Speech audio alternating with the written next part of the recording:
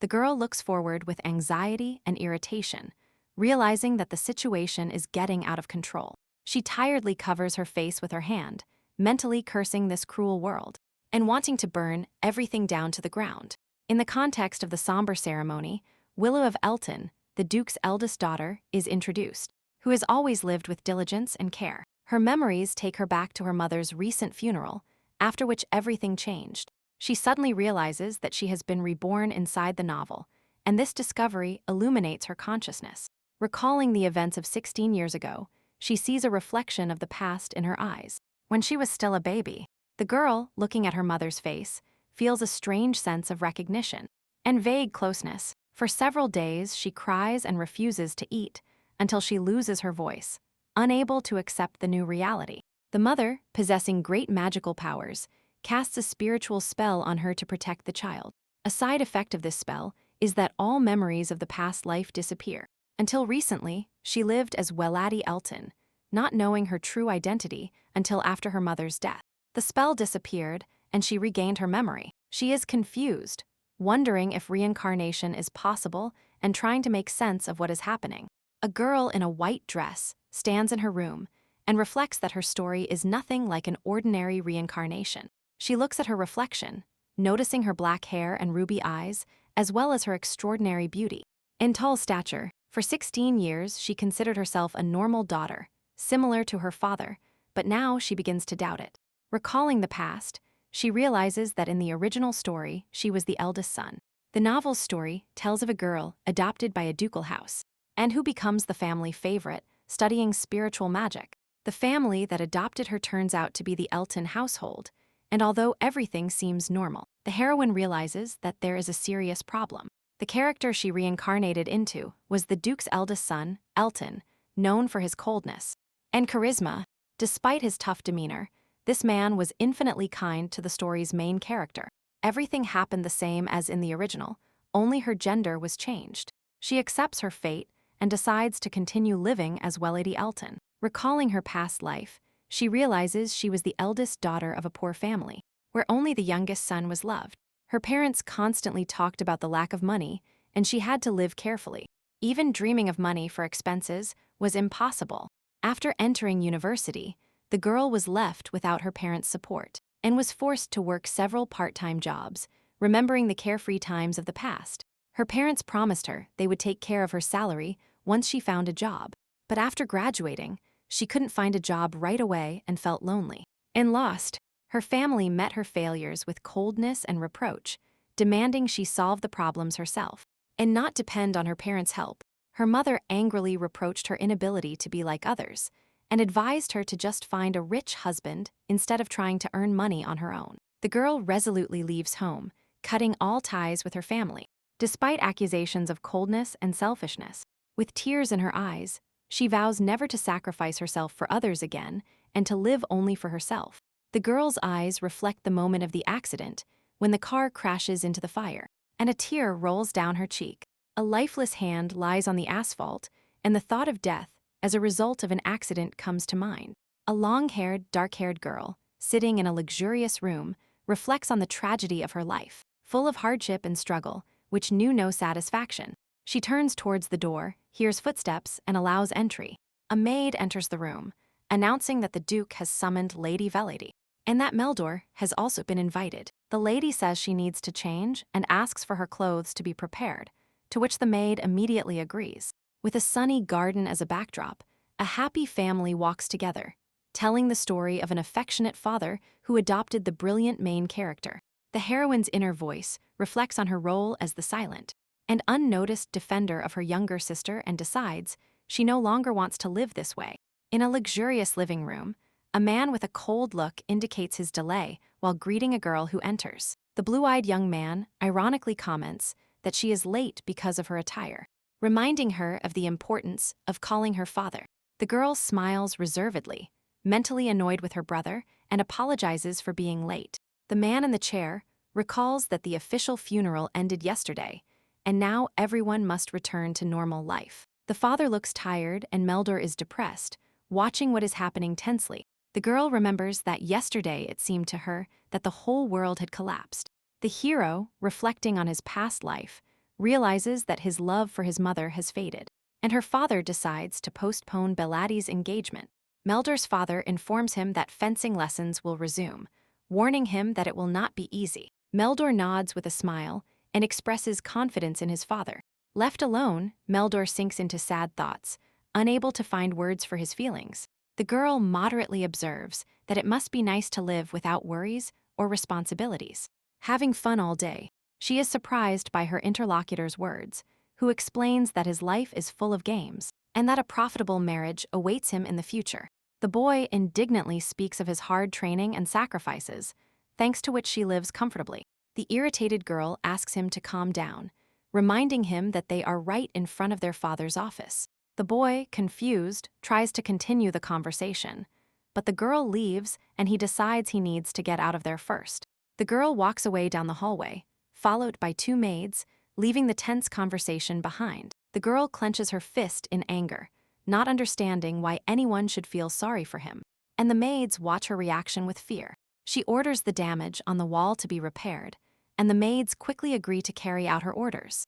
In her mind, she recalls that her mother always felt sorry for Meldor, because this boy had a special reason to feel sympathy. She realizes that Meldor should become the head of the family instead of her. Since she was born a girl and in the original story, he was the Tsundir's second brother. The ducal family Elton is famous for its swordsmanship and protects the northern lands of the empire, and the current head of the family is Theodore Elton. In the original story, the heir was the eldest son, similar to the father, so there were no succession problems. Meldor becomes the heir and is forced to study fencing instead of magic, which changes his destiny. The pressure of expectations and the discrepancy between his own abilities weigh heavily on young Meldor's shoulders. The mother feels sorry for her son, and even the cold father sometimes shows concern for him. Finding myself on the sidelines, I again feel unnecessary in my own family and start living cautiously. As in my past life, after reincarnation into the novel, two things changed, such as her gender and her consciousness. I saw my talent as a burden, because Meldor suffered from his inability to wield a sword, and I expected it to only bring pain. She decides not to worsen the situation, distances herself from the sword, and lives as her parents wish, naively accepting it. The question arises within her why she should feel guilty towards Meldor, because it seems terribly unfair. Everything that happened to her seemed unfortunate and unfair, and the treatment Meldor received only made her more nervous. She believes that Meldor trusts that his father only loves him, and this explains his behavior. The determination to drive her father out of the estate appears in her thoughts, because everything that should have been hers has already been taken away. She cannot sit by watching Meldor rise higher and higher, so she decides to use the original plot for her benefit. She decides that the first thing she must do is hire the right person to help her implement her plan. With a mischievous smile and firm determination, she promises to squeeze every last drop out of everyone. Geoffrey Vincent, kneeling before the Duke's eldest son, was his closest aide, but he remained a minor hero. He was secretly connected to the Duke of Elton and managed the affairs of a secret organization while staying in the shadows. He gathered information about the Elton family, monitored the servants, and silently controlled what was happening. Furthermore, Geoffrey carried out secret missions, such as eliminating traitors. In the original, these people were called Watchers, and Geoffrey was one of them. This truth was only revealed in the second half of the novel, so, until recently no one paid attention to him. Even if she had remembered Geoffrey earlier, it would not have been easy to win him over to her side, since he became the right-hand man of his eldest son for a special reason. As soon as Geoffrey saw the heir's talent, he wanted to follow him and couldn't wait for him to come of age. He begged the Duke to allow him to become his eldest son's aide sooner, and his father, trusting his successor, raised no objections. Now she is neither son nor heir, and has not even been prepared as the future heir. She once studied with Meldor, but after his complaint, she was dismissed, and this was the first time she went against her parents' wishes. Her mother convinced her to step aside for her younger brother, reminding her of her seniority. And this decision became the beginning of the changes. The hero is forced to give up his studies because he has no other choice, and after Meldor received all the knowledge, he began to behave insolently. The girl understands that, despite her independent training, her opportunities are limited, so she decides to seek out Geoffrey to adopt his knowledge and skills. She realizes with cold determination that she can even use the observers who obey Jeffrey. The first thing she does is watch a young man practicing with a weapon outdoors. The boy aims with concentration and shoots, trying to demonstrate his skills. The bullet hits the target, but not the center, and he curses irritably at the miss. The guy throws the weapon on the ground in irritation, not understanding why he can't hit the mark. The girl raises her weapon with a slight smile, mentally reproaching Meldor for his carelessness. She remembers that even the weapon's protection mechanism is enchanted and advises handling the family relic with care. After examining the target, the girl realizes that not a single shot hit the target and concludes that the shooter was unsuccessful. With ease and confidence, she takes the weapon, ready to demonstrate her skills. After a precise shot, the girl demonstrates that the weapon is fully functional, and the boy is amazed by her skill. The girl easily hits the center of the target and explains that shooting is her secret hobby. The boy, annoyed, demands more time to practice, and the girl reminds him, ironically, that for her, participating in the tournament is a normal thing. He stubbornly declares that he will definitely participate in the important Imperial tournament for heirs. The girl reflects with a cold smile that an heir without achievements can only be the laughing stock. The boy reacts indignantly to her words, and she reminds him that his sword training was interrupted due to his mother's funeral. The girl shoots accurately again, wondering if she will have time to practice shooting calmly. On a sunny lawn, a girl with a gun calmly explains to a young man that she cares about her father's reputation. Although it is not only heirs who can participate in the house, she aims with a slight smile, mentally thinking about how the heir shows off his disgusting skills in every tournament, and hopes that this year the family name will not be tarnished. The bullet hits the exact center of the target, leaving a clear mark on the red circle. The young man is stunned by her skill, and the girl confidently considers shooting to be a piece of cake. He angrily declares that shooting practice is useless and allows her to do whatever she wants. The girl observes his anger and reflects that perhaps Meldor's lack of physical skills is his luck. The girl aims with a confident smile, mentally advising Meldor to relax and stay at home. Her eyes reflect determination, because now her older sister will take her place in the tournament.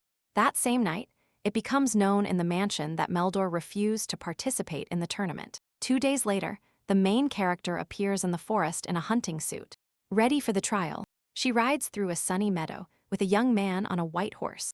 Sion Aglar, the youngest son of the Aglar house, asks her worriedly if he should straighten her hat. The girl adjusts her hat with a smile and assures him that everything will be fine as long as it doesn't fall off. A young man on horseback appears next to her, surprised by her presence at the house. He asks her with a hint of mockery if her brother threw a tantrum, recalling him as a little tyrant, and introduces himself as Mostin Frito, the eldest son of the Frito house. The girl explains that her own brother refused to go, and that his hysterical fits often interfered with his shooting. Sion realizes that his brother always comes to the tournament by force, and suspects that the girl might have influenced his decision. She calmly replies that she simply reminded him of the impact his skills had on the family's reputation, and that Meldor made his own decision. 3 young men ride horses down a forest path, and a girl playfully comments that she is happy to be there. One of the companions admits with a smile that he is glad to see her, while the other asks worriedly if her parents have forbidden her from participating in the tournament. The girl calmly replies that her mother is no longer there, and there is sadness in her voice. She remembers that her mother did not like her doing anything rude or unladylike, so she had to train in secret. Now, without her mother's control, she no longer needs to keep it a secret. Unlike her friends, the girl feels that her father pays her little attention, and this leaves a slight sadness in her soul. 2 days ago, the girl told her father about her desire to participate in the tournament, and he received this news without much enthusiasm. When she added that she wanted to see her childhood friends, her father only asked her not to disgrace the family. Only after this did he give his consent, remaining reserved and cold. While hunting, the girl meets a knight from the Elton house who comes to help them. She notes with satisfaction that all participants have gathered as expected. At this moment, the head of the family becomes interested in who among those present will be able to please him this year. The young man, smiling, assures them that everyone will try their best for the good of His Majesty, and the man in the fur robe notes it with gratitude. The girl observes the conversation and mentally notes that the young man has the same sharp tongue as his father, and she is not surprised by his political success. The young man smiles nonchalantly, as if not noticing the tension around him. A man dressed in a royal robe announces that everyone must return to the tents before time runs out. The white glove raises a red flag, signaling the start of the action. The girl aims her weapon with determination, preparing to shoot. A bird shot down lies in the grass, its feathers stained with blood. The servant collects the loot and notes another accurate hit. The girl with the gun reflects that 3 knights are following her and decides to keep only one. She orders one of the knights to dismount and help collect the loot, keeping only one companion for herself. With a smile and excitement, she prepares to continue the hunt, turning to her companion. The dark-haired boy shyly confirms his willingness to follow her, slightly nervous. Those who serve the powerful are destined for a short life, and a dark-haired young man stares pensively at his uniform in a dimly lit room. A man in a luxurious robe sits on a throne, dreaming of raising a genius with his own hands, and the glow of ambition surrounds him. Against a background of blooming roses, the profile of a young man appears in whom the features of Duke Theodore Elton can be distinguished. Theodore, the Empire's peerless swordsman, demonstrates his skill in a duel, while a young man with blue hair watches with admiration. The boy with big blue eyes takes responsibility for cleaning up the Elton house, not just out of obligation, but also because he feels the need to do so. Lately, he has been worried about the heir named Meldor Elton, who is destined to lead the house. As Theodore's junior, the hero feels powerless and finds himself facing crossed swords. Aware of his secondary role, he understands that he will serve Meldor much longer than Theodore, because the heir's innate talent cannot compare to the Duke's talent.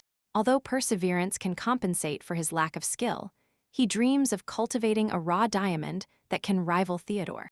However, the young master disliked fencing from the start, and at such moments, the hero envies his father. The father entrusts the secret about the Watchers to Theodore because he sees a true diamond in him, and the hero feels in the shadows. Sunk in depression for this reason, he suddenly hears his brother's call, which brings him back to reality. The girl in the maid's uniform declares with reproach and determination that she is ready to take responsibility and become the head if necessary. The younger sister, who worked in the Duke's house, always supported the hero with words of encouragement, which helped him make an important decision. He decides to hand over the leadership to his sister until Meldor comes of age and leave the Duke's house. Recalling yesterday's promise, the hero realizes that his sister might faint if she heard his decision. A graceful deer, illuminated by the sun's rays, appears in the forest. The girl with the pistol shoots accurately, and the deer falls onto the grass, killed by the shot. The girl with the pistol smiles, but feels her determination quickly fading. On a forest path, she is on horseback discussing the hunting results with the knight, surprised that there was less prey than expected. The young man recalls that last year, Meldor managed to catch only 2 rabbits and is surprised by her words. Beliady Elton, the Empire's only noble daughter and Theodore's daughter, remains a complete stranger to him.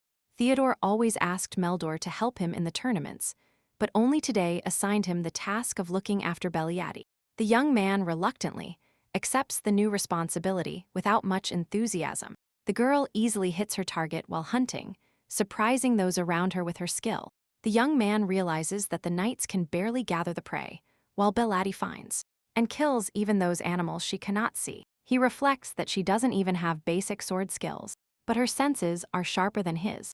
Her innate abilities, physical strength, endurance, and stamina allow her to hunt without fatigue or trouble. She was able to tame even the most rebellious horse in the Duke's house with the strength of her left hand. The boy wonders if her technique would be similar to Theodore's style if she wielded a sword, since Theodore always starts a fight with a correct blow.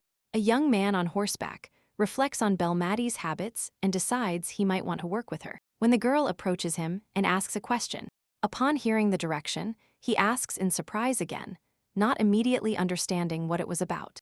Suddenly, his attention shifts to a red fox lying on the ground in the sunlight. It occurs to us that the red fox is a rare target in a hunting tournament, for which only 2 individuals are released. The young man applauds with admiration, highlighting Lady Belmadi's impressive success. The girl realizes that her interlocutor only raised an eyebrow, a gesture that always reveals his irritation. The young man is surprised to notice that the girl really resembles him and begins to doubt whether she likes his reaction. The girl, with a slight smile, asks for her interlocutor's opinion, awaiting his response. She reminds him that she has been observing his hunting skills the whole time and receives recognition for her perfection, comparable to the Duke's skills. The girl clarifies that her ability differs from that of common knights. She asks with a malicious smile if he even recognizes the Watchers as their leaders. The young man is confused and tries to understand how Belmadi knows about the Watchers and their role as leader. The young man, with a slight smile, admits that he doesn't quite understand what they are talking about, and the girl watches him intently, assessing his reaction. The hero's inner tension grows. He feels a completely different pressure than the one emanating from the Duke. The girl, with a cold smile, compares the Duke's pressure to an icy shiver, emphasizing the difference in sensations.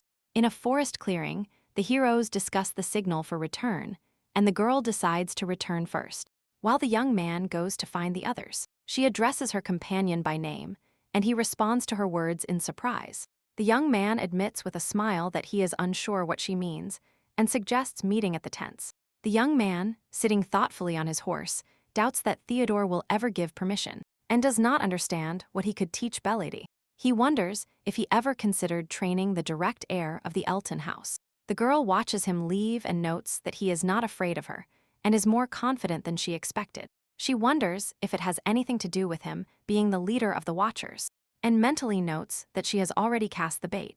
An inner voice tells me that all that remains is to wait for the right moment to catch my fish. The girl confidently takes the reins of her horse Alexander and asks him to stand still. The girl observes that both the owner and the horse Alexander behave with the same stubbornness. Remembering that her mother bought this horse for Meldor's birthday, she annoyingly recalls that it was she who asked for the horse as a gift, and in the original story, Alexander was the favorite of the eldest son. In the novel, the Duchess gave this horse to her firstborn, and a similar episode had already occurred in the book. The thought of what happened makes the heroine uncomfortable, because in reality, Meldor never rode Alexander, and he could only saddle him with his father's help. As a result, Alexander spent many years locked in a stable, and only out of compassion for him, the heroine decided to ride him. Meldor, unable to contain his emotions, threw a real tantrum over this gift. The young man reflects that he cannot object if his father has given permission, and considers it a waste to keep a horse locked up in the hope of being able to tame him. In the forest, two young men meet Belmadi and are surprised that she is alone, wondering where the other knights are. The girl explains that the knights are still collecting loot in the forest, and her interlocutors are amazed at her success. Belmadi smiles and comments that she probably caught more than anyone else, while one of the young men boasts about his second place in last year's tournament. The girl asks with interest who took first place and is told that it was her father. The young man looks into the distance with slight sadness, remembering that it was his father who was the best in the tournament. A man in uniform returns and silently announces their arrival. The king announces with a smile that now that the last participant has arrived, the competition results can be summarized. The participants are ordered to place all their catches on the ground, and the field fills with hunting trophies. The father, with a kind smile, teases his son, who once again caught more than him, and easily admits his success. Another father praises his son for his efforts, and he accepts the praise gratefully. The girl, watching from the side, sadly notes that both young men have good relationships with their parents. A girl with a thoughtful gaze compares her family with others, feeling the difference. A red fox appears in the clearing, and it becomes clear that Duke Elton caught it. As expected, everyone admits that first place will once again go to Duke Elton, and he responds modestly to the praise. One of the young men asks Belady why her knights have not returned yet, and another comments that with such a delay, even the award ceremony might be held without them. Belady confidently replies that her knights will appear soon, and remains calm. She observes with a slight smile that they are finally here. Beladi's knights finally arrive with a cart full of loot, apologizing for the delay, and expressing their regrets to their lady. The young man is surprised to see the genuine astonishment reflected in his father's face. The girl reflects with a slight smile that even she likes this new feeling for herself. The young man is amazed by the results of the girl's first hunt, and considers her level worthy of the title of genius. Another young man joins the company, surprised that Belady managed to catch the red fox, and her success arouses sincere admiration. Belati's hunting trophies impress everyone, and one of the men points out that her skills are no joke. The Duke laughs proudly, stating that his daughter inherited not only his looks, but also his talent.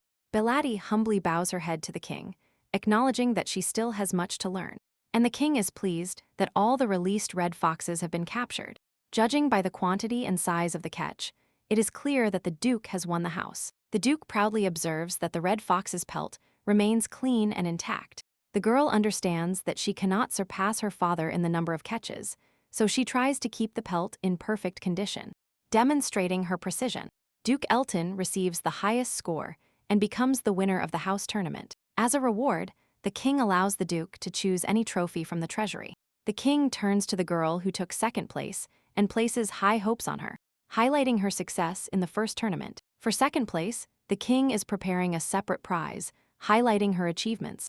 The young men watch what happens with surprise and admiration, realizing the importance of the moment. On the velvet pillow shines a spiritual sword of the Magya Empire, intended to be a reward for second place.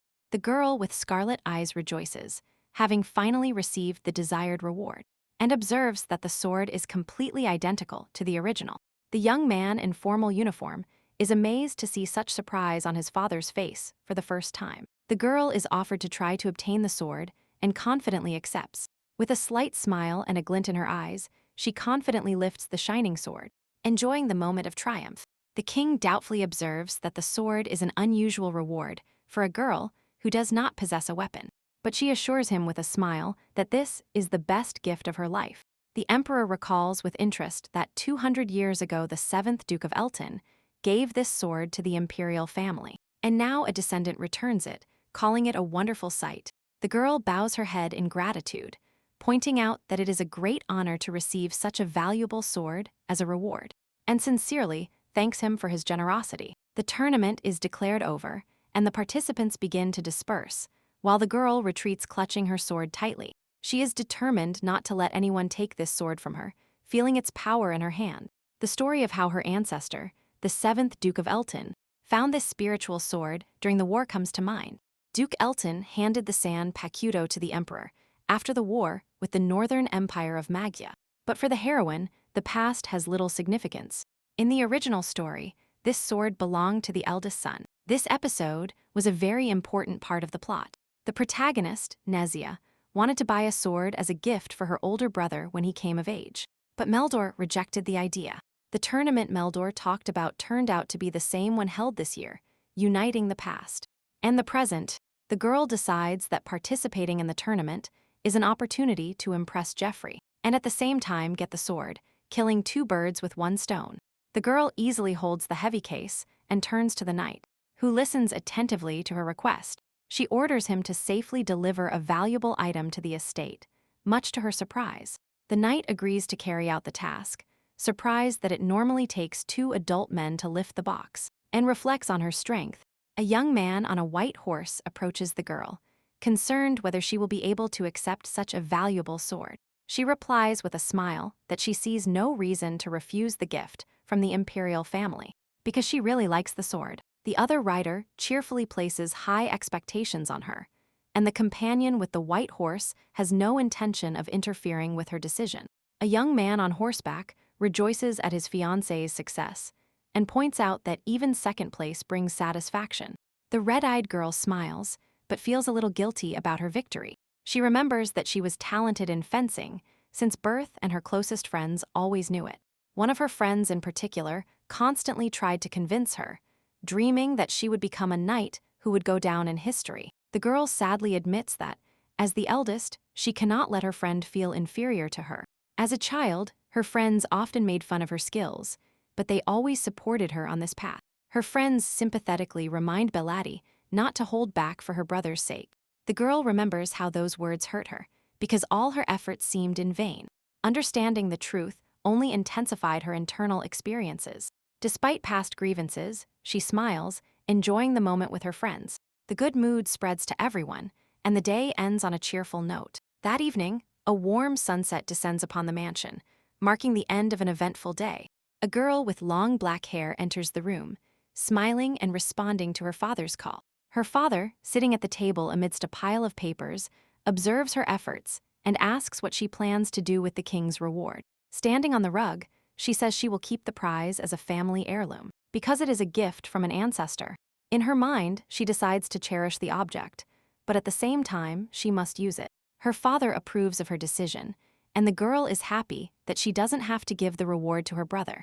Her father offers to reward her personally if she wishes. The girl remembers that her father always asked about her wishes when she achieved something, and she anticipated his reaction. She assures her father that the Zampacudo is enough for her, but asks permission to try to tame Alexander. Her father is surprised by her request, pointing out that people usually ask for dresses or jewelry, but Alexander belongs to her brother. The girl mentally explains that she is not asking for Alexander to be given to her, because this horse was personally chosen by her mother. Her father doubts she can handle him alone, and she admits she will need the help of an experienced knight. Her father asks if she has a candidate in mind, awaiting her response. The girl, with a confident smile, suggests the candidacy of Sir Geoffrey Vincent, considering him the ideal choice. The young man asks the name again in surprise and wonders why that particular knight was chosen. She recalls that she wasn't close to the family knights, but Sir Vincent always supported her in the house tournament, and he can be trusted. The other two found the stubborn Alexander horse too much to handle, but Sir Vincent was different. The girl comments that her choice surprised her interlocutor, but he trusts that taming the horse will not be difficult for Vincent. The young man agrees with her decision and promises to instruct Sir Vincent to do his best to tame Alexander. The girl confidently promises her father that she will be able to turn Alexander into a faithful horse, and gentle, adding with a slight smile that she herself will change Geoffrey. The girl meets the knight in the stables, and after a long separation, a polite conversation begins between them. She offers to go for a ride with a slight smile, holding her horse's reins. The knight, a little embarrassed, agrees to accompany her without hiding his slight excitement. The girl comments to herself that the endless plains are the pride of her estate. Because there are few such open spaces in the empire, she decides that they should first get as far away from the estate as possible, and the two set off down a shaded path. Once alone, she explains that one cannot enter there without the family's permission, and comments that this place is ideal for fencing, leaving the knight unable to guess her intentions. The girl looks at her interlocutor with cold determination, surprised that he has not yet understood her hints, and notes that she has given him enough time to think. The young man, slightly confused, promises to answer the most important question for her to dispel her doubts. He begins to talk about the guards, explaining that it is natural for their influential family to have its own intelligence network. The girl mentally notes that the coded messages only made her task easier, and she could easily decipher them. The young man is shocked by her skills, not hiding his surprise and anxiety. She admits with a slight smile that if she managed to decipher the messages, then finding them was not difficult. And with this, she finally convinces her interlocutor of her perceptiveness. The young man realizes his defeat with a tired sigh, and despite everything, smiles, acknowledging his failure. The girl proudly says that she found a pattern and deciphered the text, and her interlocutor admires her intelligence. She didn't really decipher the code, but she believes it's important that she could remember the information she needed. The girl asks with a smile what the answer to her proposal will be, confidently awaiting a decision. The young man explains that he cannot teach her due to the prohibition. However, she had carefully planned everything so that they could spend time together.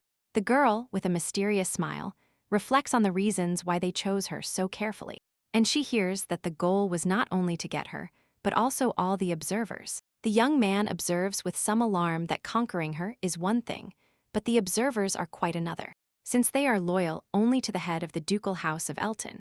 The girl, looking straight ahead, asks Sir Vincent to give her a simple yes or no answer. Or no. The young man, slightly confused, replies affirmatively.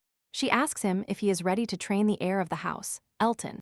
Sir Vincent, on his knees, thanks Lady Bellady for the opportunity to fulfill his dream. The young man promises to be a faithful teacher and subject until the day she rules the world. The girl accepts his promise and agrees to the terms. She extends her hand, asking you to follow her, even if her path proves difficult. The young man bows respectfully and promises to remember her words. Then Jeffering, having sworn allegiance, becomes her ally, and immediately sets up a fencing training schedule. A training ground is set up in a forest clearing, where they begin to hone their sword skills, taking advantage of the fact that her father is busy and Meldor dislikes riding. In the original story, Jeffrey was the heir's most capable and trustworthy subordinate, but now everything starts anew. Lady Bellady arrives at a luxurious estate where she is greeted by servants. She asks about her father's whereabouts and learns that he has gone to the Imperial Palace for a council meeting. When she asks about Meldor, she is told that he has finished dinner and is now resting in his room. Upon hearing about Alexander's training, Meldor threw a tantrum, for which he was scolded by his father. And since then, he stopped talking to his sister. This was a relief for the heroine, because she had fewer troubles now. In the dimly lit corridor, the servants look gloomy and lifeless, like shadows of the past. Not only the people but the entire estate lost its former joy, because with the departure of the mother, light and warmth disappeared, giving way to a cold silence. The memories of the past are completely consistent with the original story, where a happy girl holds a bouquet in her hands. In such an atmosphere, even the most cheerful person can feel melancholic, and the heroine begins to think about changes. The young man advises her to first win over the servants to strengthen her influence in the house.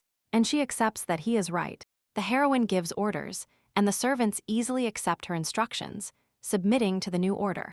A young man is surprised to receive the order to take a new furniture catalog with him, and he doesn't understand what it is for. The girl observes his reaction with a cold gaze, not revealing her true intentions. On the stairs, she gives an order, and the man, with slight excitement, confirms that he understands everything. The girl is annoyed that this butler constantly clings to her words. Unlike the previous Charles, a butler and a maid, holding a thick book, enter the room and ask if they have been called. The girl, sitting on the sofa, becomes interested in the catalog, and the maid hands her the latest copy just sent by the store. The girl skims through a furniture catalog and clarifies that all the furniture in the house is leftovers from last year. The maid apologizes, explaining that due to the owner's illness, it was not possible to update the interior, and she only rearranged the furniture at her own discretion. The girl reassures the maid by saying she doesn't blame her, because due to her mother's illness, there was neither time nor energy to go shopping. In this society, the mistress of the house must change her home decor every season to comply with traditions. My mother didn't like redecorating, but she always chose colors that suited the season, creating a special atmosphere. After Meldor confessed that he loved the color black, the interior remained gloomy for a whole year. And when his mother fell ill, a change of air became impossible, and now, despite the summer, darkness reigns in the house. The girl understands that if the gloomy atmosphere of the estate is not changed, all hope will vanish, and she decides to urgently update the interior so that the servants do not fall into despair. She instructs the maid to order all the necessary furniture from the catalog to completely transform the house. The butler, panicking, recalls that such purchases cannot be made without the Duke's permission. And the heirs, the maid enthusiastically agrees, assuring that if you order quickly, everything will be delivered in a few days. The girl severely asks the butler if he hasn't learned anything from his father Charles, and warns him about the consequences of raising his voice. Flashbacks take us to when Charles retired 2 years ago due to illness, and, at his request, his son was chosen as the new butler. Robert, accustomed to serving his father and Meldor, listens to their opinions more than the heroine's words. And that is why he has tolerated her insolence until now. The girl coldly reminds him that if he wants to remain butler, he must learn tact, because after the mistress's death, the responsibility for the estate will fall on someone else.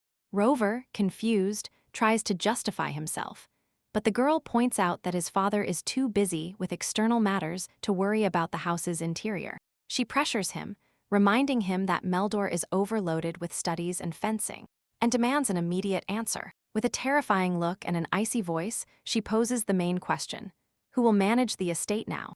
The young man turns to Lady Bellady, confused, not hiding his emotion.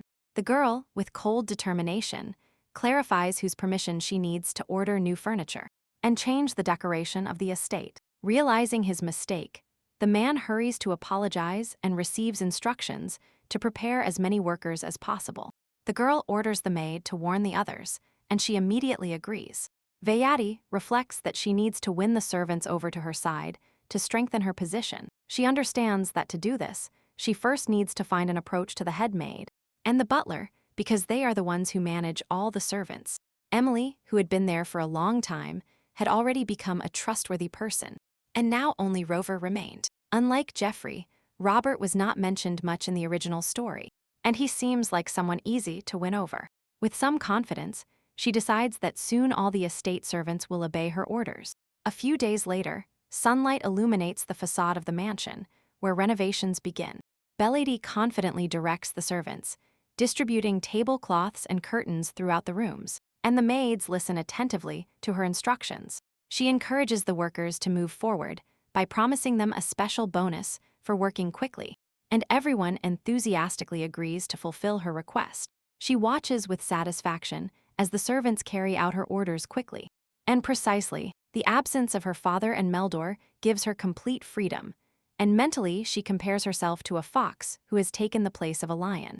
The girl decides that now is the time to take care of the greenhouse, to complete the house's transformation.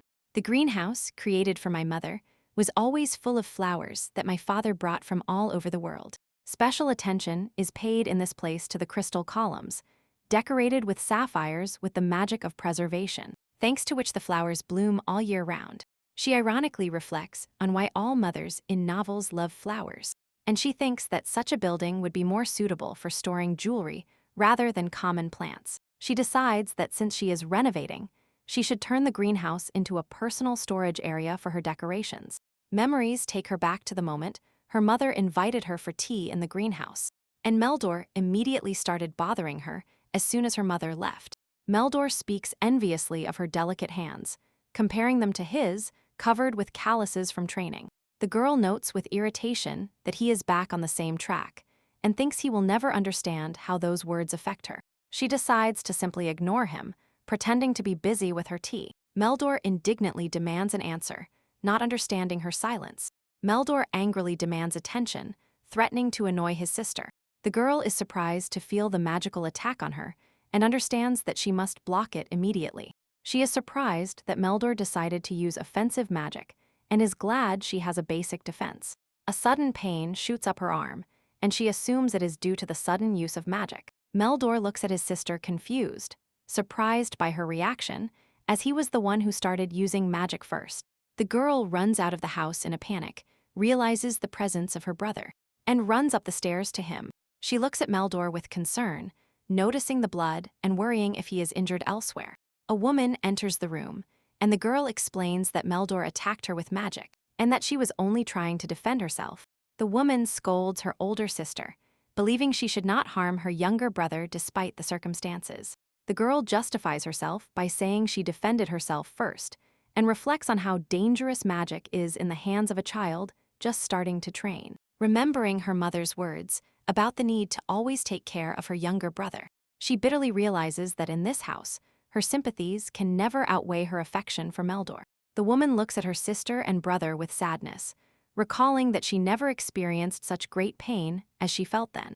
That day, the mother began to treat Meldor and threw her out of the greenhouse, leaving her outside the door. Behind the closing door, she remembered Meldor's bright gaze, watching her intently. She reflects that if her mother were alive, she would try to return all the hurts inflicted on her, but she admits that perhaps it is better that she died. Even now, recalling her past life, she feels strong anger, but her love for her mother is stronger. Despite the pain, she decides not to abandon the greenhouse that has brought her so much suffering, and orders all the furniture to be replaced with new ones. The servants hurry to place the new furniture, and the girl clenches her fist as she watches the changes in the house. Meldor bursts into the room indignantly, not understanding what is happening. He accuses his sister of daring to change the greenhouse, considering it madness. The girl calmly explains that she is simply changing the sofas for ones appropriate for the season, and asks him not to shout for no reason. Meldor is indignant that all the fuss in the mansion is caused by her, and accuses his sister of recklessness after their mother's death. Robert tries to explain that seasonal repairs are common in their family, and advises Meldor not to interfere and to mind his own business. Meldor indignantly declares that he also has the right to take care of his family, and must correct the behavior of others if they act inappropriately. The girl reacts to his words with cold fury, mentally repeating the offensive comparison to an immature colt. Meldor, as the heir of the House of Elton, accuses his sister of bad manners, and states that she would not have dared to act this way in front of their mother. The girl's inner voice bitterly reproaches her for bitterness and pain, reminding her that after her mother's death, she allows herself too much, and she is not worthy of being called a daughter. The girl abruptly stops her brother, not allowing him to continue, and firmly tells him no. She confidently declares that the management of the estate now falls to her, as the eldest daughter, although internally, she admits that she is not yet ready for this responsibility. The girl looks at her brother with a cold stare, mentally recalling that she could hurt him. She restrains herself and leaves, and Meldor is surprised to realize that his sister could actually have acted differently. Internally, he thinks that until he receives official powers, he cannot afford to create trouble and spoil the impression his father had of him. Meldor, without restraining his emotions, tries to use magic against his sister again, using his mother's icy power. The girl thinks irritably that her brother is willing to use dangerous magic, even when angry, and wonders where he inherited such a temper. She suddenly realizes that she can take advantage of this situation and easily gain control of the greenhouse. A flash of magic illuminates her palm as the girl, with cold determination, allows Meldor to attack. Meldor gathers his strength with anger and defiance, not doubting his resolution to attack. Suddenly, his face contorts in fear when he realizes he is using magic related to his mother. Meldor is confused and asks reproachfully why his sister did not dodge his attack, since she could have done it without difficulty. The girl explains with a slight smile that she was so scared that she accidentally deflected his powerful attack, and wonders why he used so much force. Meldor, desperate, accuses his sister of destroying their mother's greenhouse, but she calmly replies that he himself is to blame, because it was his magic that destroyed everything, and the greenhouse is now useless. Meldor, furious, lunges at his sister and shouts that he will not forgive her for this act. At that moment, a dark-haired man appears in the room and calls out to Meldor in a threatening voice. A man with red eyes and a cold expression demands to know what is happening and why there is so much mess. The father returns home and demands to know what happened to the greenhouse, addressing the children. The girl is about to tell the truth, but Meldor, holding back tears, accuses his sister of trying to change the greenhouse without permission. She looks at her brother with concern, mentally recalling that he is only 12 years old and is still a child. The father, covering his face with his hand wearily, asks Belady to explain the situation, but she refuses. Then, the father calls Rover and asks him to objectively recount what happened. Rover confirms his willingness to follow the order, and everyone awaits his explanation. The young man's eyes fill with alarm as he suddenly realizes what is happening around him. The girl, with cold determination, recalls the warning and advises acting correctly if you fear the consequences. The young man excitedly explains that Lady Belady had started a major renovation of the property and wanted to replace the greenhouse furniture for the season. The man in the black uniform explains that while the furniture was being rearranged, a young man entered the greenhouse and misinterpreted everything. Meldor shouts indignantly, considering it presumptuous to change anything in his mother's greenhouse. The girl, with tired sadness, admits that this is exactly the case and internally agrees with the accusation. The girl tried to accept her mother's invitations, but after one incident, even looking at the greenhouse became painful for her, and she began to refuse. For her mother, Imeldor, what happened didn't matter, so they didn't understand her behavior, and she didn't want to see her mother showing crazy love for her brother. A man in a black uniform asks about the sapphires, and a servant explains that there was a fight between the young master and Lady Belady due to a failed use of magic. Meldor justifies himself by saying he only wanted to scare his sister, but she suddenly changed the direction of the magic, although she had always dodged it before. The girl explains that she reacted magically in response to the sudden attack, and accidentally changed the direction of Meldor's spell. Meldor angrily accuses his sister of doing it on purpose, not believing her excuses. The father calls his son by name with a cold look, and a tense silence falls in the room. Meldor lowers his head, holding back tears and feeling guilty for what happened. The father orders Robert to take all the servants away so he can be alone with the children. The servants quickly leave the hall, and the father remains with Meldor, preparing for a serious conversation.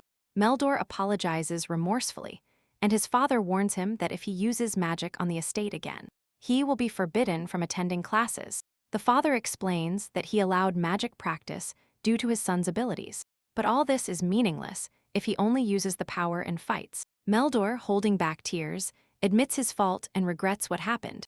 The father watches his son with tired silence, not rushing to reply. He kindly explains that he understands his son's desire to study magic, as other activities are difficult for him.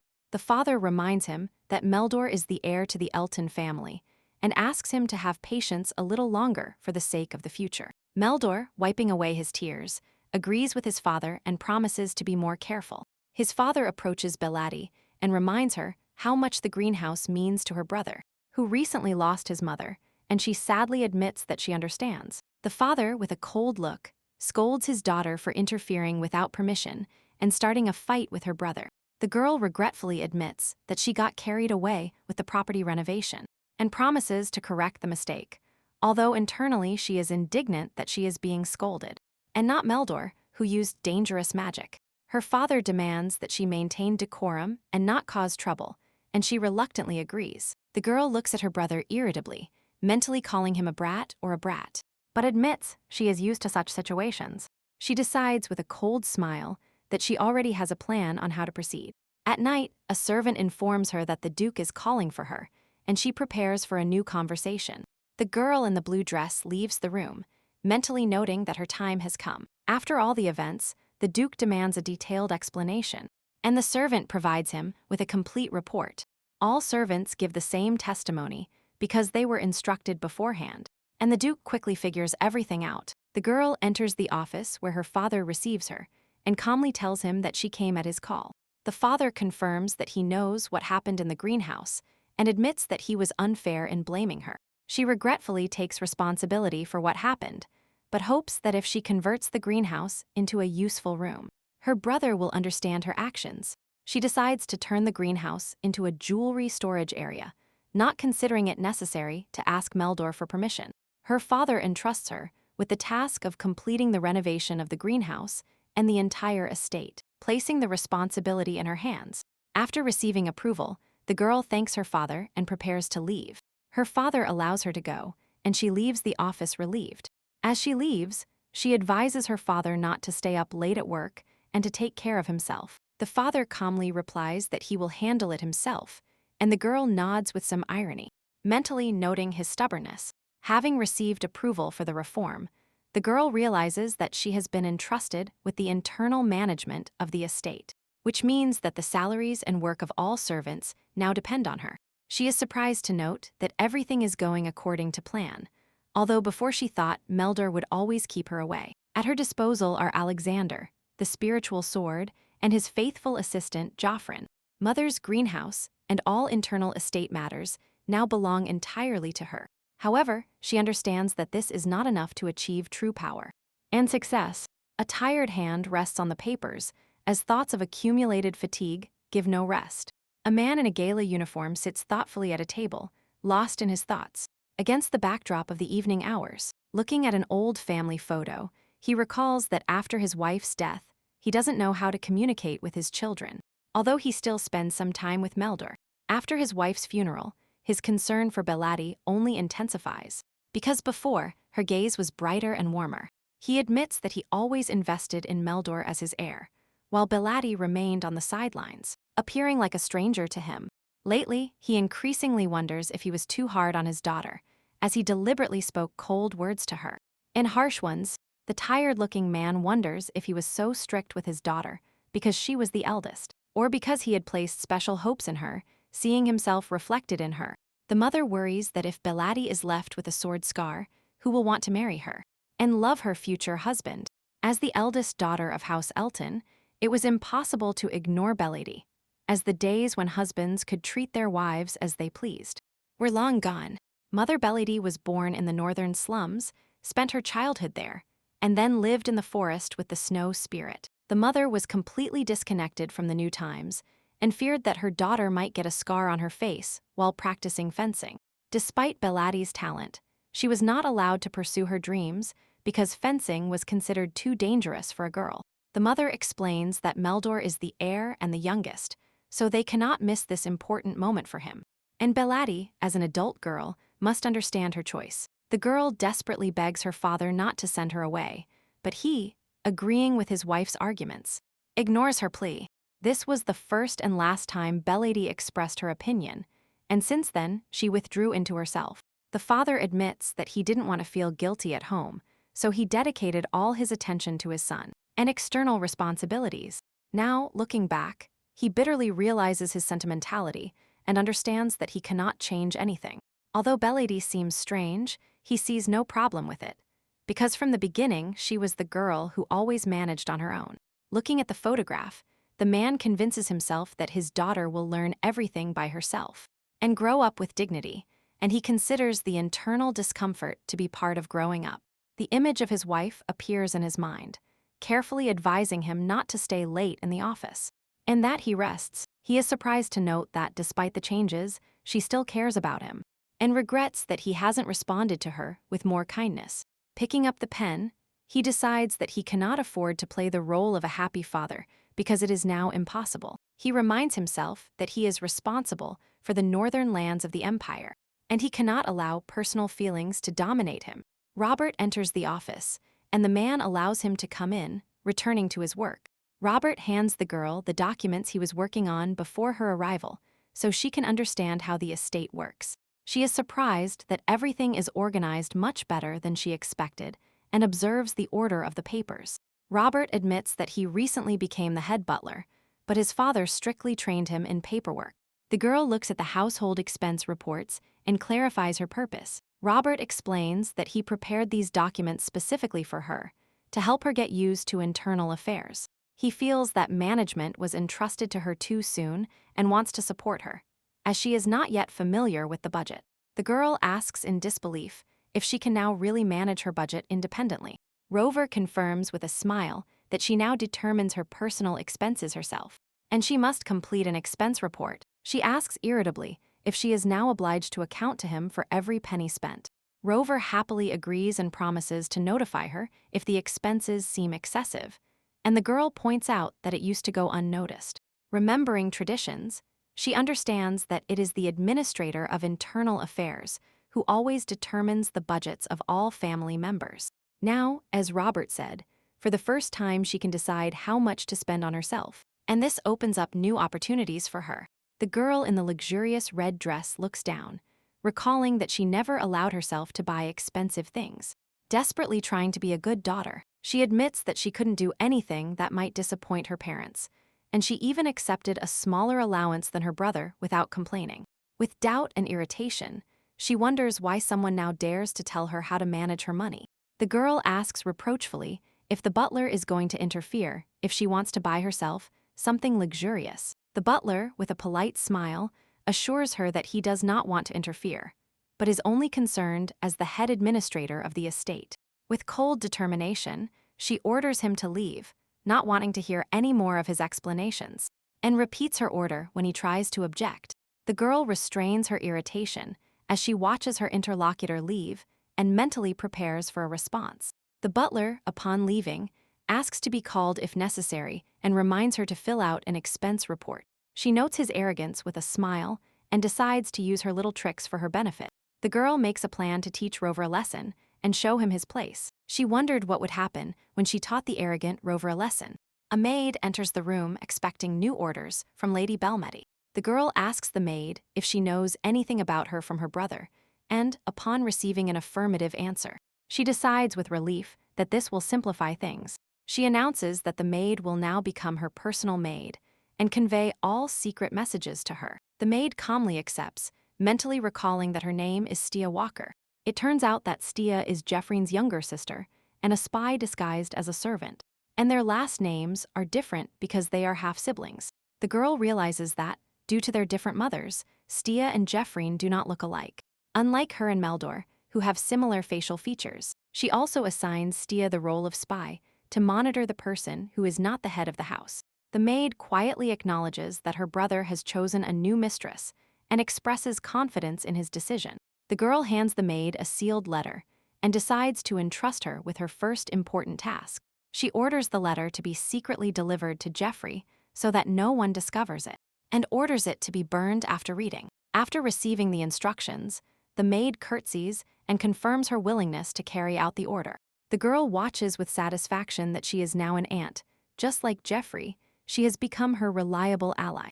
It turns out that the maid has magical abilities and uses her own unique spells. The girl mentally notes Jeffrey's incredible skills while standing in front of him. And his partner. She feels so happy that she doesn't even need to eat and eagerly awaits her father leaving home. Several days pass, and on a rainy night, someone approaches the mansion. A pair of wet boots appears on the threshold, and the stranger heads towards Lady Belmedy. A figure in a black cloak appears in the room, and the girl greets the long-awaited guest with a smile. She is delighted, anticipating how Rover will react to this man's appearance. A man in a black cloak appears against a background of lightning, with his face hidden by shadow, and the heroine wonders with curiosity what his expression will be. The young butler rushes down the hallway, confused, not believing what he has heard, and considering it incredible. He, as the head butler of the estate, had just learned something surprising from Emily. The maid shares with a smile the news that the lady is going to invest a large sum of her own money. She observes with admiration that the owner always thinks big and is willing to spend generously. The butler is surprised to learn about the plans to build a large shooting range using the lady's personal funds. Arriving at the shooting range, he sees that the fences are already installed and preparations for construction are in full swing. The butler is furious and considers the lady's plans crazy, as he expected her extravagances to be limited to clothes and jewelry. He is indignant that she hasn't even completed a personal expense report, and now she blatantly ignores him. In his eyes, such spending is no different from throwing gold to the wind, and he decides it is his duty to stop her recklessness. He knocks on the door, introduces himself, and asks for permission to enter.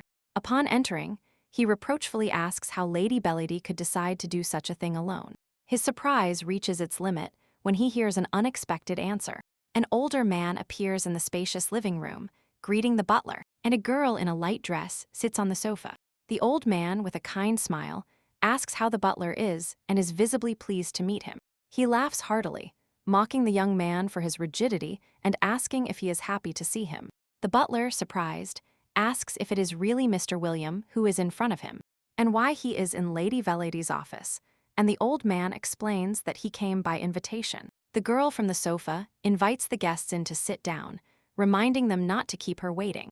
The butler rushes to comply with the request, and the old man notes with a smile that he is still as fussy as ever. A girl in a blue dress calmly greets the butler, who has come to argue with her about the construction of a shooting range. The young man, visibly nervous, starts a conversation about the project without knowing how to explain his concerns.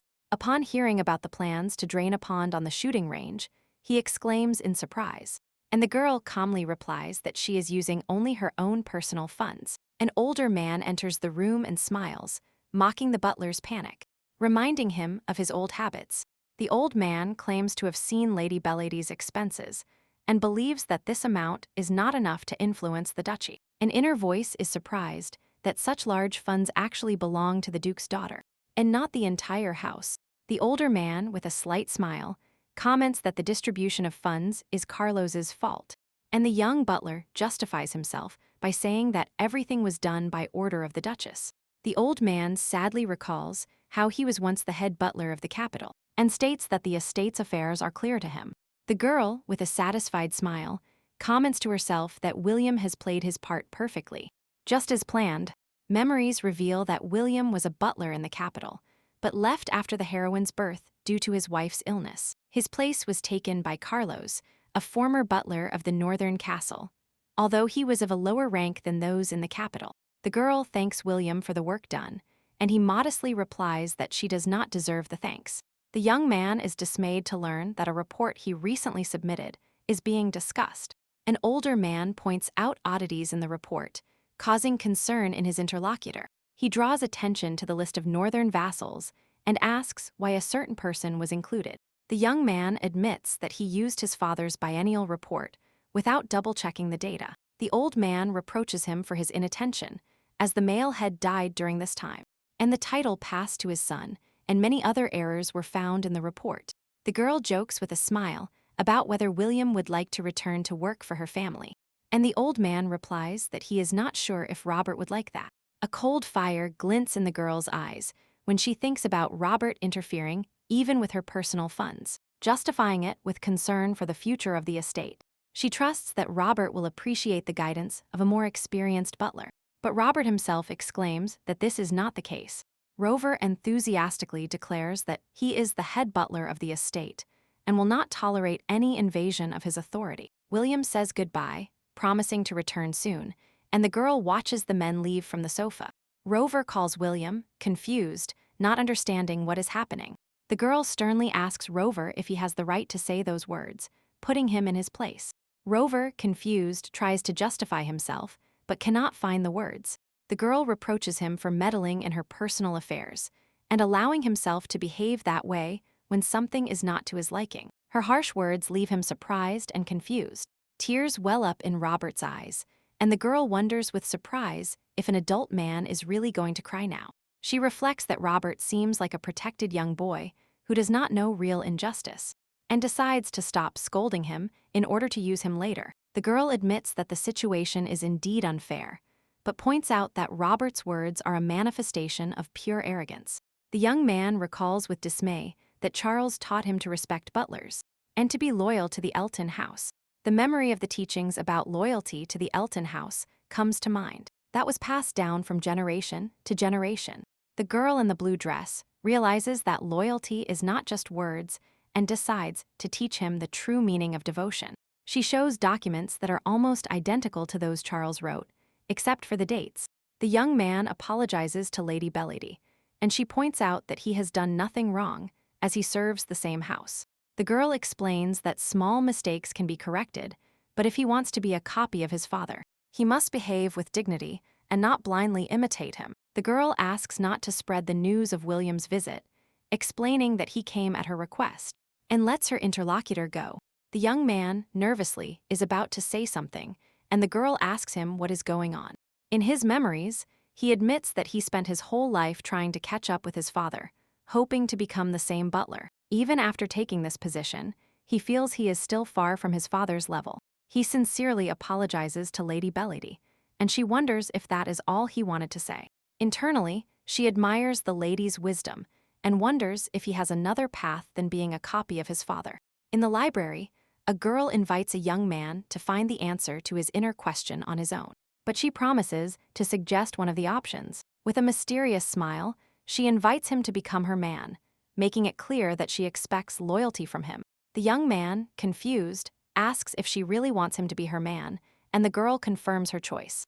Amidst rays of golden light, he kneels before her, accepting her offer and promising to fulfill her orders. The young man nervously states that a butler is obliged to remain neutral and not take sides. Her interlocutor asks in disbelief if he is really remaining neutral now, and the guy doesn't know what to answer. The butler nervously clasps his hands, admitting that perhaps he is doing something wrong. The girl on the sofa clarifies that she follows Charles's words and asks him how he plans to get out of his shadow if he is so obedient. She advises him not to worry, because right now the most important thing for him is the Duke's orders. Because he is the owner of the estate, the boy accepts, and the girl explains that becoming her person simply means changing the order of priorities. And now her orders will be more important to him than his father's. The young man recalls that his father does not show much interest in the estate and gives no instructions. The girl calmly reasons that even if someone discovers the butler's priorities, there is nothing to worry about, as he reports to the person in charge of internal affairs. The boy accepts her words with relief, acknowledging their fairness. She asks him to think about it and lets him go if he has no further questions. The butler thanks her and leaves the room, feeling relieved. In the hallway, he quickly comes to his senses as soon as he stops worrying and regains his composure. The girl turns around when there is a knock on the door and allows entry. A noble-looking man and a maid enter the room, and he asks how her performance was today. The girl cautiously asks if anyone noticed her visit, but the man replies that it doesn't matter. In fact, he appeared under a magical disguise, hiding his true identity. The maid watches in amazement as the man uses magic, and is warned not to tamper with someone else's power. Another young man cheerfully comments that he hasn't experienced such excitement in a long time, and he is overwhelmed with emotion. The girl points out that both servants did a good job, especially highlighting Jeffrey's acting skills. She praises Stia for her excellent command of magic, and Stia thanks her mistress. Internally, the heroine admires the skills of her brother and sister, realizing that maintaining transformation magic is extremely difficult.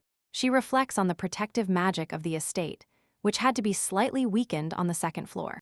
The heroine notes that with such talents, Jeffrey could become a spy, and decides to entrust him with a more difficult task next time. Finally, she asks about the fate of the real William, and learns that he was killed on the Duke's orders 16 years ago, and officially recognized as a traitor. The girl recalls that she initially wanted to find the real William, but considered it inappropriate to waste 2 people on this to influence Robert. She later learns that William was a spy, and her father, upon learning this, used the guards to treat him brutally. The father told the mother, who had just given birth to the heroine, that William had left because his wife was sick. The girl is surprised because this was not in the original story and wonders if this fact was overlooked, because the events happened so long ago. The maid confirms that William did not admit the reasons for the betrayal or who was behind it. The heroine decides that there is no need to investigate this case and leaves the past behind. The girl learns that the head butler of the estate is now under her command, but she doubts that her brother made this decision too hastily. She asks if anyone noticed Robert's expression after leaving the office, and they tell her he is fine. The young man notices that a spark has appeared in Robert's eyes, like that of a child who has received a gift. Although the soul inside him has already faded, the girl watches with satisfaction that this is good news, because now both Emily and Robert are on her side. She decides it's time to start formal training, and a look of determination appears in her eyes. The man kneels before the girl, swears to serve her for the rest of his days, and sunlight floods the room. The young man enthusiastically swears to serve his mistress, inspired by the nights of his childhood memories. The girl accepts his oath with approval, surprised at how similar it is to the oath of a true knight. From this moment on, time begins to run faster, and 2 seasons change imperceptibly. A girl, tired after training, answers a question about her successes. She is modest about her training, although her interlocutor points out that she trains more than experienced observers. Fed, the girl comments that effort alone is not enough, and the boy calls her a genius among geniuses. The boy watches with alarm that if the Elton Knights find out about the speed of her progress, their morale will suffer greatly. The girl is interested in his skill level, and the boy admits that she has already surpassed most of the observers. He is surprised that she has reached such a level in just 6 months, because even the Duke is incapable of this, and every day she refrains from boasting about her successes. The girl, taking a sip of water, thinks about something you wouldn't know at first glance, but the boy loves to flatter. She watches with satisfaction that she has already gained full control over the servants. With Robert and Emily by her side, she realizes that the others have no choice but to obey. The girl took care in advance to give the servants a worthy reward, promising them special bonuses during the estate renovation. She points out with a smile that the best place to work is where you are paid the best. After training, the girl and her mentor relax in the shade of the trees. Discussing her progress and the next meeting, she clarifies that her skills can now be compared to those of an average knight, and the mentor enthusiastically confirms it.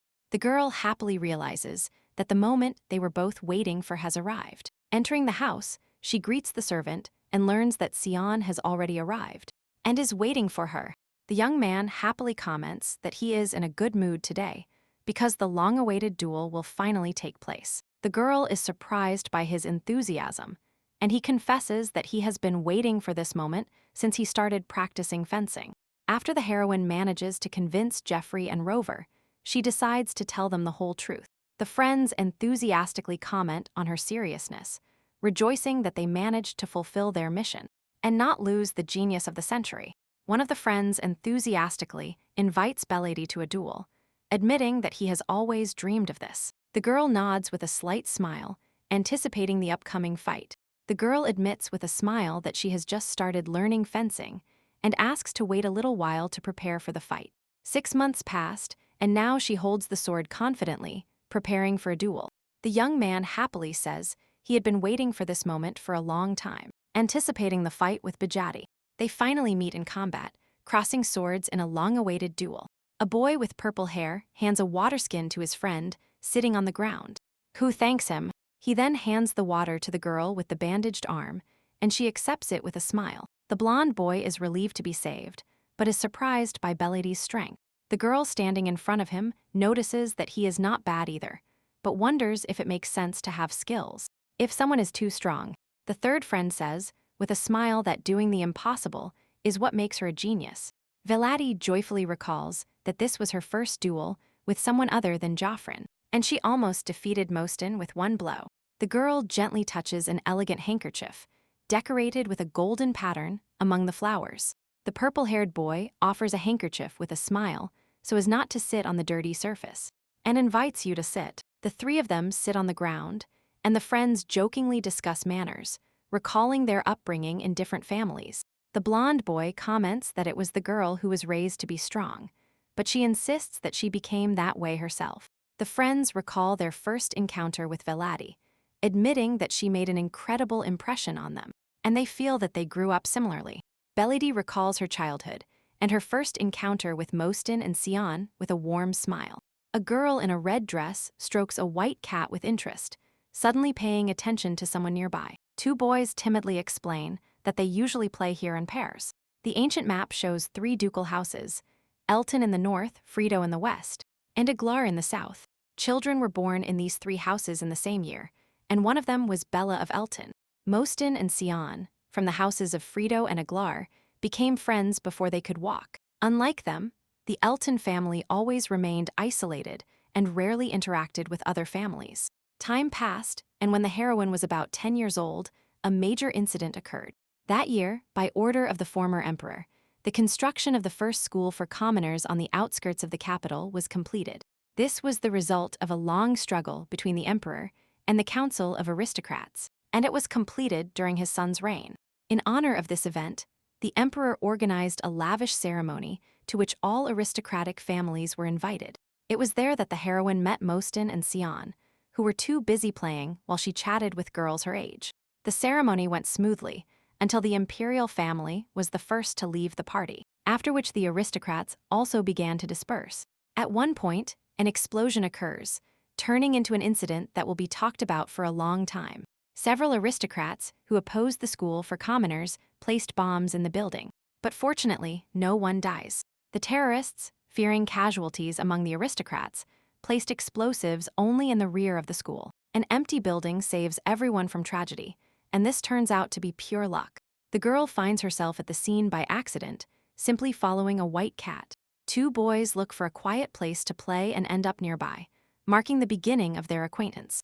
The purple-haired boy shyly says that they are used to playing here together, and asks to go somewhere else. The dark-haired girl calmly replies that despite being alone, she was having a great time there, and that it was they who were bothering her. The blonde boy nods with a smile and suggests perhaps they should and play together. Suddenly, the boy turns around, sensing something is wrong, and his face shows surprise. The girl screams in alarm, warning of danger as a threat approaches them. After the explosion, 2 boys find themselves among the rubble, huddled together in a protective shelter. 3 children look at each other in relief after surviving the explosion, not believing it's all over. The girl comments that they need to buy new jewelry, and the boys look at her in surprise. Both boys are dismayed to find their brooches shattered. The girl recalls that high-ranking aristocrats always wear jewelry with protective magic in case of danger. She wore a necklace enchanted by her mother, and the boys' shields worked thanks to their jewelry. But it was her necklace that saved everyone. Gemstones that could withstand the spell were very rare, and among them, including her diamond, only 3 existed. The heroine's mother, one of the greatest mages, personally engraved a magic circle on her necklace. The girl confidently tells her friends that they survived only thanks to her protection. The blonde boy gratefully admits that without her, they would have been in serious trouble. The purple-haired boy apologizes for past fights. He no longer wants to fight. The girl generously forgives them both and offers to get out from under the rubble. She explains that waiting for the adults is dangerous because the effect of the magic shield does not last forever. The blonde boy hesitantly accepts his friend's arguments, but still cannot shake off his anxiety.